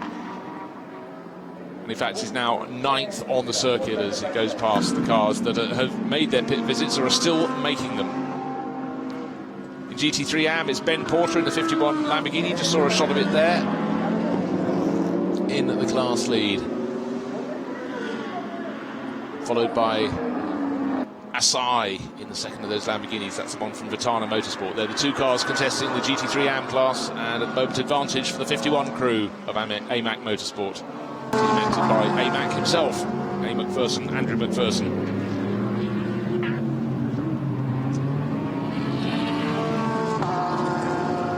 Seeing Melvin Moe there in the 3rd of the Craft Bamboo Racing Mercedes, getting on the tail of Daryl O'Young. Daryl's had a shaky couple of laps with running a little bit off the circuit under pressure. There's Richard Wee, drafted into Craft Bamboo Racing for their GT4 lineup this weekend. His 3rd year in the championship, but his first appearance in the 2019 series. Driver from Singapore took the class win yesterday,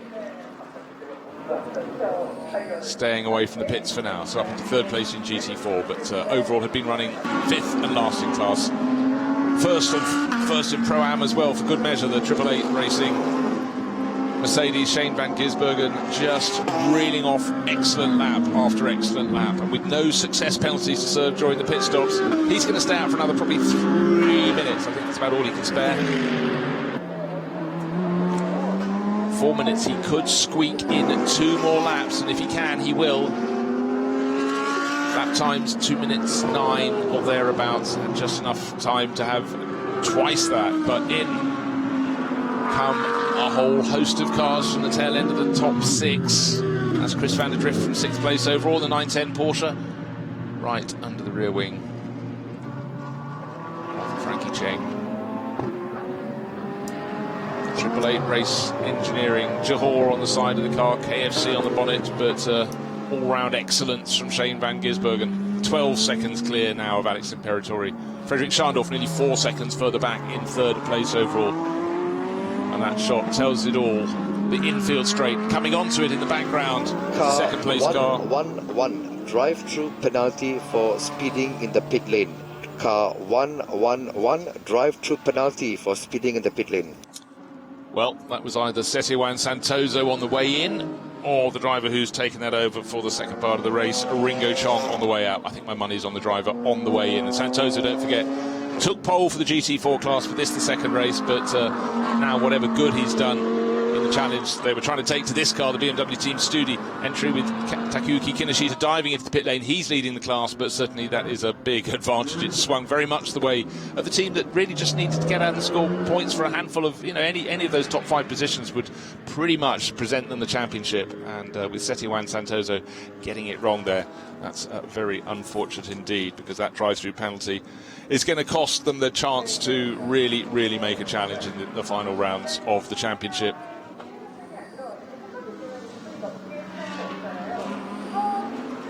Okay.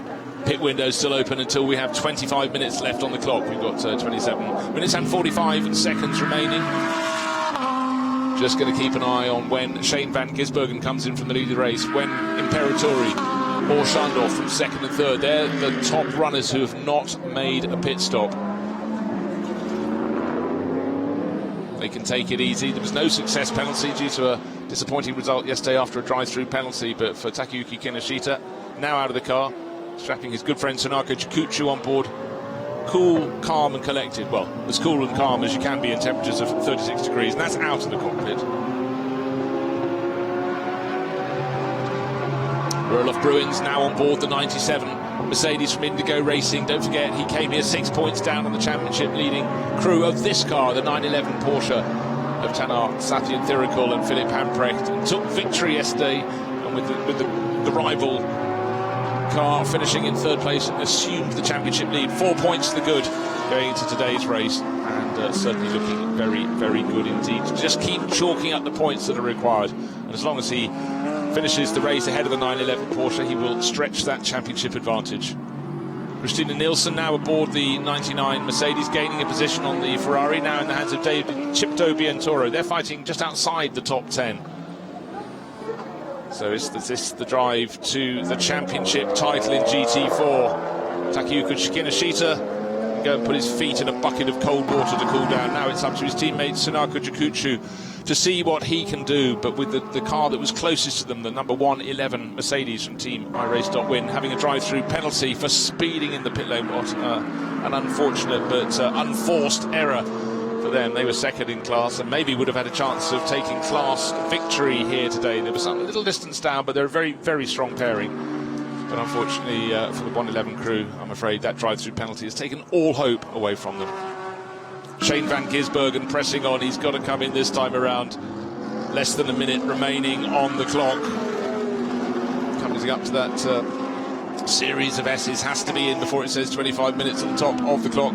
Sweeping through the penultimate corner, he's slowed, diving into the pit entry, done the job almost to perfection. I'm not just talking about getting the car in before the pit window closes. I'm talking, there we are, he's now into the pit lane over that white line that marks slowing down. That is official pit entry. Job has been done. Handing over to Jeffrey Ibrahim, the Prince of Johor. Could he be heading, he took his first victory in Pro-Am yesterday in 7th place overall. Could he be heading for the top step of the podium overall? It's a massive, massive arc, a huge challenge, but he's someone who really has embraced the challenges in this, his inaugural season of international competition. And if he was happy yesterday, he will be exploding with delight if he can get any of those top 3 positions at the end of the race. It would be a huge, huge achievement. Alex Imperatori into the pits from 2nd place, came in 14 seconds down. That is one heck of a drive in the opening, just over half of the race from Shane van Gisbergen. Defended from Imperatori in turn 1, turn 3, and then somehow both of them rejoined the circuit and managed to get back ahead or stay just in front of Liu Yi Hong Lee to then be in first and second positions all over again. It was hairy on that opening lap, but they've resisted. We've got a car has pulled to the side of the circuit, now got going again. I don't know if it was a spinner out of turn 1. It looks like it could have been the Ferrari. It could be the Hub also calls the Ferrari, now in the hands of Yuya Sakamoto. Well, I'll see if I can pick that up. So it was distant in the shot, didn't see the incident. No, it's the Lamborghini, and it's not driving in a straight line at all. Alex Au, third position. He was on his out lap, came out of the pit lane.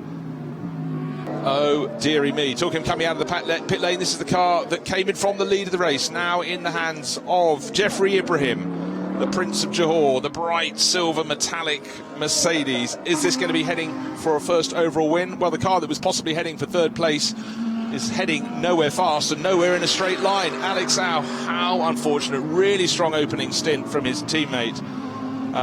Frederick Schandorf started in 7th place and came up to 3rd. Well, there was a little bit of help there, and it looks like it's the number 1. Now we see what's happening in the replay. It looks like it's the number 12 Audi that went up the inside of it. I'm not sure that any blame can be attached to the Lamborghini driver there. And the driver on board the number 12 Audi, indeed that is, there we are, proof that it's him, is wear on tan. I fear the race officials might not like the look of that too much.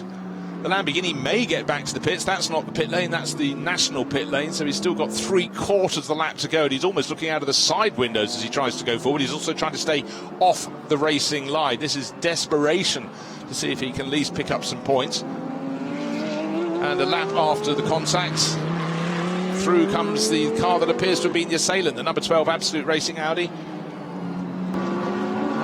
This was a car that had a second and a first last time out at Fuji. Very much a car at the sharp end of the championship. Yesterday suffered with success penalty. Today had none to serve and is right at the sharp end of the field. But might be on the sharp end of the stewards once they've analysed that incident. And he is indeed now listed on the screen as being under investigation for that incident coming through turn 2. Pit window now closed. Let's go down to pits and hear from Philip Ampres with Steve. Yeah, Bruce Phillips with me. Philip, first of all, what happened to the car? Dramatically wheeled off the grid seconds before you were flagged off. Yeah, we had some gearbox issues, so I went out the pit, came directly into the grid, and the car caught fire already in the back. We have the engine and the gearbox in the rear. So, yeah, it was a bit of small fire. They opened the gearbox and we were leaking oil. We had a gearbox change yesterday, so that might have been the case. But, yeah, I mean, heartbreaking for us. But no, we fight on. I think I did a great stint. We're really quick out there. I think one of the quickest cars. I obviously had to fight my way through, but now we're running, I think, in the points. So Tenat's doing a good job now, and we'll see how we end up. You came into the weekend championship leader with you and your colleague. It's a bit of a blow this weekend, isn't it? Yeah, I mean, this is racing. It happens sometimes. We were fast all weekend. It's just, yeah, this weekend was just not ours. I mean, we still can salvage some points today. And but it's 2 races to go. You know, it's still not over yet. We're only 4 points behind, so I'm not worried. Get some rest. Thanks, Philip. Thank you very much. Thank you very much, Steve, down there with Philip Ampres, who was keeping it all calm down. I just want to give you a little figure. 10.5 seconds. That car is the gap. 12, drive-through penalty for incident at turn 2. Car number 12, drive-through penalty, incident at turn 2. Car number 12, look at it now, fighting over second place. Wear on tan, trying to go around the outside of Interfuvasac, but unfortunately he's got to visit the pits. And we saw why in that replay a short time ago of contact with the Lamborghini, the Vincenzo Sospiri racing car. Alex Au had just taken it over, got out of turn 1. Maybe he was trying to come onto the track at turn on by pit exit. Was clouted by the number 12 driver. Number 12 driver now up into second place, but that drive-through penalty for contact will drop him right down the order. That actually is very good news for the race leader. I was just starting that point. 10.5 seconds clear at the end of his out lap over Vutikorn Interfuvasac. Just seen the 918 Porsche with Interfuvasac go back to 3rd place overall, but the fact of the matter, the driver who was 3rd is now 2nd. The driver in this, the number 12 Absolute Racing Audi, has got to serve a drive-through penalty, so that cuts a bit more slack for the Prince of Johor, gives him a bit more of a chance to get up onto that overall podium. Car 55 pressing on, but somewhat down the order. That's the other Au, not Alex Au, who was given the clonk in the Lamborghini, but Daniel Au. That's down at the tail end of the GT3 class. How are things going in GT4? Well, let's take a look at the Prince of Johor, Jeffrey Ibrahim, trying to keep it nice and neat and tidy, trying to keep the tyres sweet, sweeping through the penultimate corner into the final corner with just a left flick onto the short start-finish straight. The Lamborghini that was given that hit has come back into the pits, but clearly the steering was broken by the contact. Alex Au has been adjudged the innocent party, and the driver of the number 12 Audi that hit it, the guy wear on tan, very early in his stint, unfortunately just in his desperation to gain position and ground. He's had that contact. He's running second at the moment, but will have to serve a drive-through penalty. But let's go down to a driver who did a good, solid job. Started 6th, finished 6th, Manuel Metzger. And Manuel, just take us through that first run. Tough conditions out here, very hot. Yeah, well, the first lap was a bit hectic. I got stuck on the inside in turn 1, lost a few places. Turn 3 was okay, turn 4 then again, or in 4, 5, 6 I lost some places. Then got settled in P6 and had a good pace, could follow the guys from P3 to P5, so that was good then. I had a bit of pressure from behind from Chris van der Drift, but it was all fair and was good. Yeah, so I would have liked to have been a bit further ahead, but we're still behind the Ferrari now, like 2 seconds ahead, so still everything okay. Big weekend for your teammate. What can he achieve in this second leg? Yeah, it's looking good now. I think P6 already, even with the 15 penalty, second penalty. So maybe we can go for another podium. That would be great. But we're already very happy, satisfied with the outcome so far, with the win yesterday and with the race so far. Well done. Thank you. Thank you. Back to you, Bruce. So Manuel Metzger, his car actually with Roloff Bruins having taken it over is 7th, but of course the number 12 Audi has to serve a drive-through penalty, so it becomes 6th. But the important factor there, it's 2 positions and therefore several points ahead of the 911 Porsche, the car that came here leading the championship. At the start of today's race, the gaps have changed. It had been reversed, and the Indigo Racing Mercedes now 4 points ahead, but will stretch that advantage if they finish in the order they are now. So looking very good indeed. Just want to talk about the gap between first and second. The gap between Jeffrey Ibrahim and now Wear on Tan. Of course, Wear has to serve a drive-through penalty. He's down to 6 seconds in arrears. Don't forget, it was 10.5 seconds just 2 laps ago. So Jeffrey Ibrahim, here he is in 888 Mercedes. Got to keep it neat and tidy. The car he's got to peg himself against is the 918 Porsche. That will be promoted to second place overall. And, well, in fact, the gap is really coming down. The number, it was 6 seconds, and it's come down to 1.8 seconds now. Wear on Tan is still second, but with this pace, he'll be passed into the lead of the race by the time they get to turn 4. This is the run towards turn 3. In the background, you can see the 3rd place Porsche, which is effectively the 2nd place Porsche, because the Audi in the middle of that group of cars, the Audi that's closing in on Jeffrey Ibrahim, has got to serve a drive-through penalty. So it's got to serve it really pretty soon, one would think, for that clash at turn 2. So hard as Wear on Tan drives, he's actually fighting to see if he can finish in the top 10, even though he's second and catching the race leader. 16 seconds to go. Cautious driving, trying to keep it neat and tidy for Jeffrey Ibrahim. This is a position he's never been in before, leading the race. Slight confusion, the car that's catching him will have to serve a drive-through penalty, and the team will be trying to get those messages through. Just let him know. If he comes up on you, let him go. The number 12 Audi has got to serve that drive-through penalty for Wear on Tan's attack. And for Absolute Racing's Audi crew, the sister car is now under investigation. The number 13 Audi, Jingsu Sun, took it over from Frankie Chen Kong Fu for possibly having less time at a standstill than is mandatory by about a second during its pit stop, and that means you have to come in and serve the second, or the amount of time you're under the limit. So it might be come in, have a 1 second stop and go penalty and get back out on the track. Another car being shuffled around the order. For those keeping their noses clean and adhering to the rule book, it really is a day that's going to favour them somewhat. Now, is the 918 Porsche going to be the car that goes through to win the race? It finished second in Pro-Am yesterday, lost the class lead on the final lap of the race. To which car? The number 888 Mercedes coming through. So Pro-Am and the race is still in the hands of the 888 Racing Mercedes. And that car hugging the inside line is the battle for the lead of the race, but the number 12 Audi needs to serve a drive-through penalty. We do not want contact car here. It's slightly irrelevant battle. Stop and go penalty 1 second less than mandatory pit stop time. Car 1-3 stop and go 1 second less than mandatory pit stop time. On the small intervals a race can pivot. But the good thing there was Jeffrey Ibrahim was not troubled too much by wear on tan, because if he took out the race leader while about to come in and serve a drive-through penalty, I mean, he wouldn't be on the naughty step. He'd be, well, somewhat ahead of that in the scale of Richter scale of punishment. But right now, Jeffrey Ibrahim leading from Vucicon in through Fuvasak in the 918 Porsche by 3.3 seconds. As you can see, 14 minutes remaining on the clock. Can he hang on to the end of the race? Just looking at the intervals around the lap. Last time around, best part of 2 seconds slower than Intra Fuvasak. So that 918 Porsche is going to be hunting down the race leader in the next handful of laps. Both the Absolute Racing Audis serving drive-through penalties. One a drive-through, the other stop and go for 1 second for being under the minimum pit stop time. Number 12 back out into the race and just running in front of Piti Birampakti in the orange McLaren, so just outside the top 10. But the sister car, in fact 11th, the sister car has to make a pit stop, make the stop and go penalty, so that will get him into the top 10 properly. GT3 AM class, Ben Porter started the AMAC Motorsport Lamborghini, and Ben has handed over to Andrew McPherson. Andrew leading the class. Chonsawat Asabahami, the Thai Lamborghini racer, is second in class. In fact, there are just the two starters in that category. Can't quite see what the interval is between them, because McPherson's got really quite a big advantage. Asabahami won't give us his interval until he finishes the lap. In GT4, Sunako Chikuchu took over from Takayuki Kinoshita.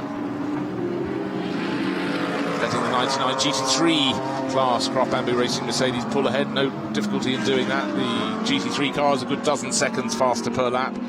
But importantly for Sunako Chikuchu, with the 111 Mercedes, the challenger from Team iRace.win, having to serve a drive-through penalty, that's dropped that one down to the tail end. It's 5th position in the class in GT4. But leading the class, the BMW team Studi entry, Chikuchu leading the race, still the 888 Mercedes, but being pushed very hard indeed. The lead's about to change surely on this lap, up to turn 1, snaking, looking up the inside. Vucicon in through Fuvasak. In fact, the Thai driver made a mess of that, braked too deep into the corner, couldn't get the braking done, affords a little bit of an advantage. The gap on the start finish line, 0.382 of a second, but Ibrahim has been bought a little bit of breathing space. I'm not sure he can keep on in the lead for the whole of the race. A gap about 2, in fact last lap he was 3 seconds down, but he's gained 3 seconds slower than the car that's chasing. That's why the 918 Porsche is able to close in at will. This is the Panther AAS Motorsport Porsche, entered by Absolute Racing, meaning they're a very busy crew. Lights are flashing from 918. Jeffrey Ibrahim not being phased, leading a race. The clock counting down, under 12 minutes to go, but lapping 2 to 3 seconds a lap slower than the car that's chasing. He's surely on borrowed time, a little bit deep through on the exit of turn 4, gets it right for turn 5. Once you turn through turn 6, the Thai left-hander, I was going to say, if you're in front there, you'll lead all the way through the S's. And Jeffrey Ibrahim trying to fight back, but that was very, very positive from Vucicon into Fuvasak. He's taken the lead of the race, and through the S's, it's almost impossible to overtake. Maybe it's a chance for Jeffrey Ibrahim to take a look at the more experienced Thai racer and try and learn from his lines through the sweepers. But then again, he's driving a Mercedes, which tends to be better through the sweepers. The first part of the lap is where the Porsche seems to have an advantage. Balanced performance should keep their lap times really pretty equal, and that's always been a strong feature of SRO Racing Championships. But you don't need a stopwatch to see that now in the lead of the race, Vucicon into Fuvasak is pulling clear at ease. So the important gap is the gap behind the 888 Racing Mercedes. In the background, you can already see the car in third place. Anthony Liu joined the championship this weekend, sharing with Chris van der Drift. Chris brought the car in from about 6th or 7th positions before the pit stop, but the JRM Porsche is a-coming. It could be a Porsche 1-2 running wide towards the end of the lap. Goes the car in second place. Jeffrey Ibrahim still on the track, but still being hunted and closed in on by Anthony Liu. And Wambo not too far behind. We could have a Porsche 1-2-3 within the next couple of laps. But for now, lights are flashing. The top 3 cars come through. Top 4 in picture. The 5th place Ferrari, Yuya Sakamoto in the background of the picture. And right behind him, championship leader, just getting a first chance to see his race stint. Roelof Bruin, 6th place overall. He's catching Sakamoto, who's catching Bo, who's catching Liu. That's how it goes. Everybody catching Jeffrey Ibrahim. Does look as though a dream overall podium is going to be taken from his grasp in the remaining 10 minutes of this race. But we've seen already Jeffrey Ibrahim made a very stern stuff indeed against these far more experienced drivers.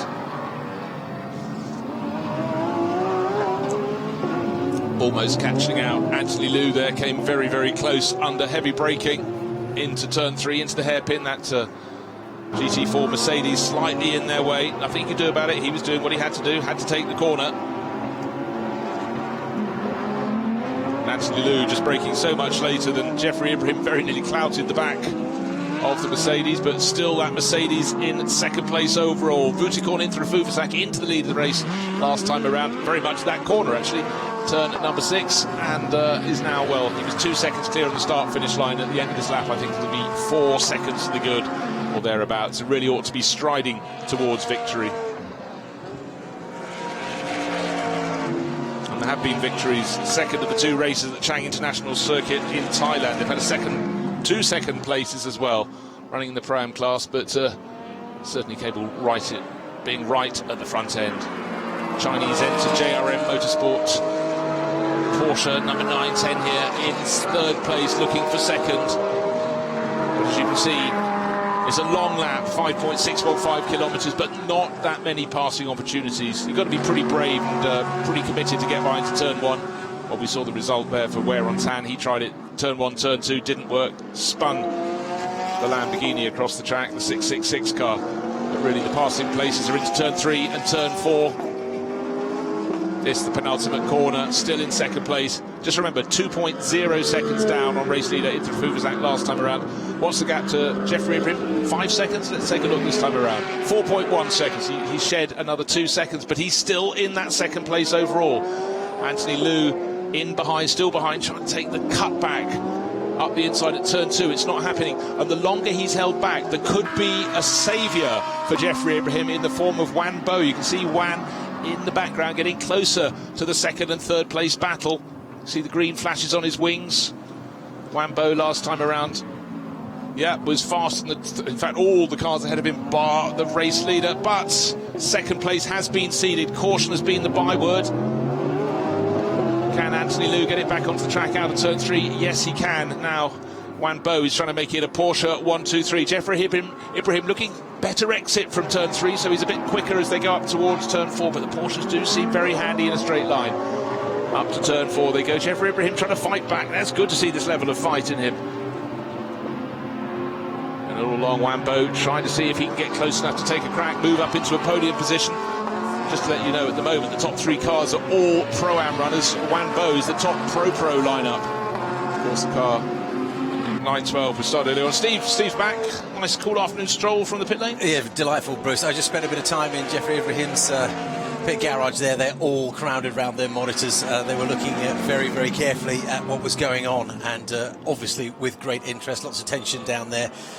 It's a lot of pressure for an inexperienced driver, comparatively so, but he's handled it pretty well, hasn't he? Let's be fair. Well, he really has. And when he realised he was just about to be overtaken into turn 3, he didn't make it too difficult. He didn't want to get a damaged car. But the move by Vutikon into Rafufuzak, possibly while you were coming down here to go in the lead of the race, I just thought if he could have defended that corner, he would have hung on. But it was a question of when, not if, he was going to be passed. The Porsche driver clearly quicker, now stretching. Well, he was 4.1 seconds clear last time round in the lead of the race, and the clock still counting down.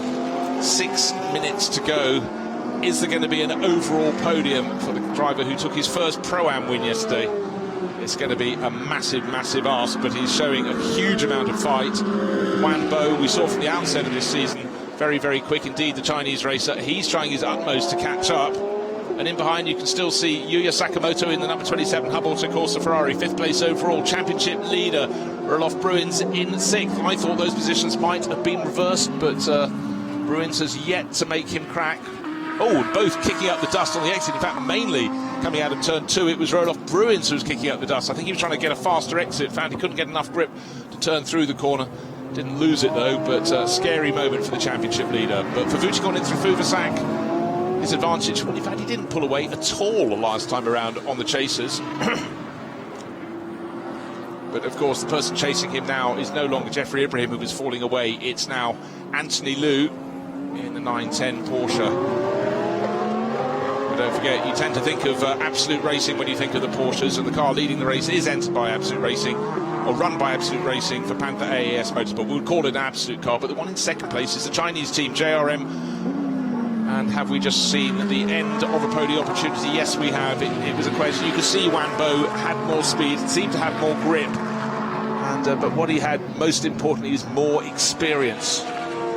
And the Pro lineup now is heading for a top 3 position. So we've got 2 Pro-Am crews in the first 2 positions now, 1 drop back to 4th, with Jeffrey Ibrahim losing that overall podium, but still good for a top 3 position in the Pro-Am class, so a good haul of points. Maxi Goertz coming up the rise. It's been a troubled weekend for the 88 Craft Bamboo Mercedes, about to be given a bit more trouble. I thought he was going to be given a clonk there by David Chipto Bientoro, but of course it's no longer Maxi Goertz. Of course he did the first part of the race. What am I talking about? It's Jeffrey Lee in 12th position overall. Jeffrey was in the wars yesterday leading GT4. It's a formality now for Sunako Chikuchu in the 81 BMW. The car in behind, not too far back actually. Kyo Chang, the 199 Mercedes. So it's been a good second half of the race for them. Of course they had to serve a bit of success time, but I think what we're seeing from Chikuchu is just do what you need to do to win that GT4 class. And leading AM overall, GT3 AM, Andrew McPherson. Yeah, nice, tidy advantage over Johnson Asabahami. What a great job Anthony Liu and Chris van der Drift has done. You missed a lot, you know, when he traipsed around the pit garage there. I'm not getting quite as bird's eye view as you are up here, Bruce, but I must have missed a fair bit. They gathered up some places, didn't they? And it was always going to be tough for them fighting from midfield. They've done a great job today. Yeah, they really have, but it's always a case you can sort of forget that some drivers have a success penalty to serve, and that really interrupts them. So Fuji into Suvasak leading the race, but it could be a change. It could be a JRM victory. Oh dear, we've got the Craft Bamboo GT4 Mercedes running very, very wide. Steve's just joined me, and he's just leaving again. I don't know what I've said, but he's back to the pit lane to go and conduct the podium ceremony and the interviews with the winners. So will he be speaking to Fuji into Suvasak as the winner, or will he be speaking to Anthony Liu? It's down to 2.4 seconds between first and second. I think Intra Fuvasak has got enough in hand. He's got this lap and the next one, but certainly closing all the time, but maybe by not quite enough, is Anthony Liu. Wanbo, we saw last time around, moved up to 3rd overall, pushing Jeffrey Ibrahim off the overall podium, but still heading for his best results overall in 4th place. Steve can't tear himself away. He wants to check if there are going to be any place changes. I'm not going to tell him before he makes the walk up towards the podium. Oh, now for Jeffrey Ibrahim, first became second became third became 4th, and with Yuya Sakamoto and Roloff Bruins in behind, he might go down to 6th place, but Bruins and Sakamoto fighting for position so hard they might take each other off. This, with 2 and a bit minutes remaining on the clock, could be just the gap that's required. There was no gap. I wasn't talking about that. That was Bruins coming up the inside using the shoulders of his Indigo Racing Mercedes up into 5th overall, nearly took the Ferrari off, but it was more of a rub than a thump. So Sakamoto back down to 6th overall. Roloff Bruins revelling at being on home ground, and now has got another Mercedes in front of him, and he's got Ibrahim in his sights. And I'm afraid for Ibrahim, he's on borrowed time at this point, because you can see Bruins is just looking very, very aggressive indeed out there. He doesn't just think he's going to pass, he expects to go past. So on to what should be the final lap of the race. Now goes the 918 Porsche. Final lap. Okay, confirmation this is indeed the final lap of the race. So Vittorin through Fuvasak, 1.799 seconds to the good over Anthony Liu. For Anthony Liu, what a great debut for him, for the JRM Motorsport team. Will be helping it towards its best result of the season. In fact, the best result of the season has been the 5th so far, so they'll be welcoming him with open arms. But for Vittorin through Fuvasak, you could just see the GTO Racing Mercedes up in front of it, the metallic blue car. That shouldn't trouble it. And for Anthony Liu, taking the very, very wide line, and he realises the race is run for him. He will get that 2nd place for JRM, but it will be victory for the Panther AAS Motorsport Porsche, unless something really untoward occurs. Now the 911 Porsche came here as the championship leader, heading for the points in 8th place. Tanak Satyan Thirikul, no dream result, particularly as championship challenger Roloff Bruins has just moved up to 5th, but he may lose 8th place overall, because Warren Tan is fighting back. Of course, Warren's got to look at himself and go, I came into my 2nd stint in this race, the 2nd stint, and was hoping for overall victory, but a drive-through penalty for assaulting Vincenzo Sospiri Motorsports Lamborghini has dropped him down to 9th. In terms of sheer pace, he should have been on the podium, possibly even the overall victor. And for Jeffrey Ibrahim, he's lost position on this lap to Roloff Bruins already, we saw that, and now Yuya Sakamoto trying to push him down to 6th overall. But for Vuitton and for Fuvasak, he's taking the turn to be the top driver today from Thailand. It's frequently been Sathian Thirikul, but oh, well, I've just heard that 97, you know the number, we know the name. Roelof Bruins under investigation for the contact with the Ferrari when he muscled his way past. This could be a championship-changing situation. As it is, he's going to stretch his advantage if he's allowed to keep that 5th position over the 911 crew with Sathian Thirikul bringing it home. But talking of bringing it home, here comes Vuitton in through a Fuvasak. Fabulous, fabulous run. 2nd win for him this season. Winning the Pro-Am class for good measure. Tucked in behind just 1.2 seconds to the good over Anthony Liu. It's a Porsche 1-2-3. Roelof Bruins moves up to 4th place. Jeffrey Ibrahim, unfortunately, will be down in 6th because Sakamoto crossed the line behind him. So Sakamoto did not make the move I expected in the final half of a lap. Apology for demoting him when he didn't deserve to be, but great win there for the 918 Porsche crew. Vuitton in through Fuvasak, finishing the job that was started from the grid by his teammate Alexander Imperatori. GT4 victory, well, it's been nailed down by Fusunaka Jukuchu, and I'll have to take my shoes and socks off to do the maths, but that puts it either with the championship in its pocket or the next closest thing. I think we can probably say that is championship victory in GT4. Been an absolutely fabulous, consistent season for the crew. Sunaka Chikuchu brought it home, and Takayuki Kinoshita who kicked it off. Car looks great and just goes well at every single round. And that's what you really, really require in a championship like this. GT3 AM, it's been all the way. Andrew McPherson and the driver who kicked off, Ben Porter, AMAC Motorsport. In fact, right to the end of the race, just enjoying another half lap, knowing another podium visit is coming their way. So the story of the race was, well, we might have a late sting in the tail at the investigation of Roelof Bruins, who made it up to 4th place overall, but is under investigation for the move that he pulled to move past the Ferrari of Yuya Sakamoto. So I'll keep an eye in case any other warnings go up onto the screen. And just to let you know, 8th place was the eventual finishing place of the 911 crew. Tenart Sathian Thirikul bringing it home. Not what they wanted from this weekend. 3rd place yesterday when possibly they could have headed for victory, but today, with of course that extra time at a standstill, Sathian Thirikul and Hamprecht having to make do with 8th overall. And if you take 4th place, you collect 12. That's the number of points that Roelof Bruins should have picked up for his championship challenge, and 8th is good only for 4, so another 8 points to the good. That means a 12-point championship advantage for the driver who took the championship lead yesterday on home ground, Roelof Bruins.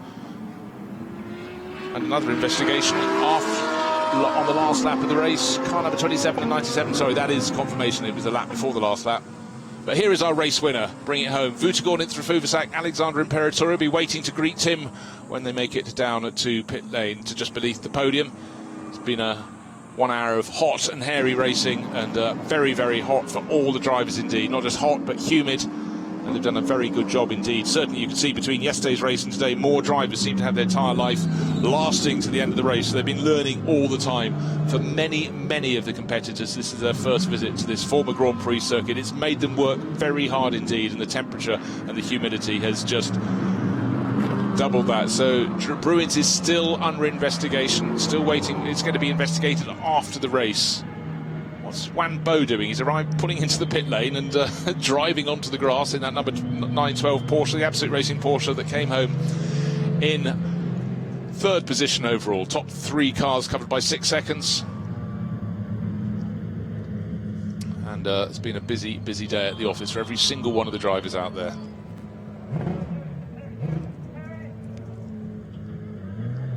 Anthony Liu on the left-hand side of the screen, Chris van der Drift just making space for the car that beat them to the finish, the 918 Porsche crew, Panther AAS Motorsport, but run by Absolute Racing. And that's Vuitton in through Fuvasak, and he'll be greeted very, very shortly indeed by his teammate. And they've been such a good pairing this year. Pro-Am class, but Alexander Imperatori the Pro, but Vuitton in through Fuvasak the Am, and that's their 2nd outright win.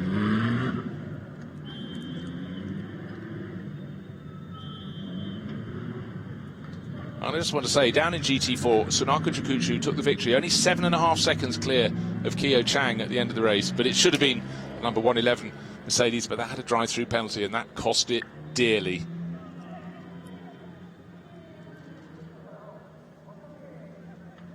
So Vuitton into Fusak, good to see the clap on the hand from rival Wanbo there, who finished in 3rd place overall. But Porsche 1-2-3, may the others been warned. They're looking in very, very strong form. And certainly a lot of the drivers saying the first part of the lap, the Porsches were mighty. Then through the sweepers, it was the turn of the Mercedes.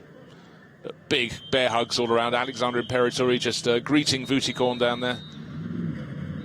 He did the job at the start of the race. Wanbo with the spectacles in the background, also getting in on the Porsche love-in at the back of Parc Fermé beneath the podium. So hot and sticky action here on the Blancpain GT World Challenge Asia's first visit to the Korea International Circuit, and it's been, providing he gets to keep that 4th place, a very, very good meeting for Olof Bruins. Took the championship lead yesterday here on home ground, was delighted, and if he stays where he is, 4 positions ahead of the rival 911 Porsche crew of Tanar Sathyan Thirikul and Philip Hamprecht, his championship advantage will go out to 12. And there are only 50 more points to play for when we head to Shanghai. But don't put the ink on the page yet. That's only being written in pencil, because his overtaking manoeuvre going past Yuya Sakamoto did involve bodily contact, and the race officials are having a little look at it right now. So the drivers being corralled beneath the podium. Let's go down to Steve Dawson, because he's with our race winners, Vuitton into Fuvasak. Yeah, great celebrations here at Vuitton. You look exhausted. It must have been very hard work. Tell me about it. Was it just a question of biding your time? Yeah, it was pretty much like that, because I don't know who was behind me, and the team didn't want to tell me who it was. So, I just keep pushing like hell. I know that the guy was catching up. So. How do you feel? Well, tough race, but thanks to Alex, that brought home with the margin that I can manage the pace properly. Alexandre, you did a great job. What was it like watching in the garage? I was a bit nerve-wracking, to be honest. We thought it was safe, but you never know, because at the end there were a few GT4s in there, and you can easily lose 2-3 seconds in traffic if you catch it in the wrong places. So we were a bit nervous. I was biting my nails, and I really couldn't watch at the end. So, but he did a great job, brought it home, didn't make any mistakes at the end, and it's well deserved. Great news for the team going into the final weekend. Yeah, it's good. Now, we are leading the Pro-Am. We still have, I think, maybe an outside chance in the overall, so we're going to have to push for that. But we never know. Shanghai, for me, is a home race, so I want to do well. We'll see how is the car there. We've had a strong car, strong team all year, so we hope to carry that momentum to Shanghai. Well done, guys. Have a good celebration. Thank you. So that was Vuitton into Fuvasak and Alex Imperatori. And if you're confused, a Swiss driver describing Shanghai as his home race, Alex has been based in China for about 15 years now. Headed east from Europe to build his racing career, and as you can see, he's doing a fantastic job of that. And Vuitton, so excited there. Their 2nd overall win of the season, having won the 2nd of the 2 races at Chang International Circuit when we visited Thailand. And not bad for a Pro-Am pairing. They've had 2 wins and 2 second places overall, as they've taken 4 class wins. But today, theirs will be the name on the trophy. And alongside 2 other Porsche crews, a 910 Porsche crew from JRM Motorsport, Chris van der Drift this weekend, joined by Anthony Liu. And what a pairing they're turning out to be. Let's take a look at the results. The 2nd of the 2 races here at the Korea International Circuit.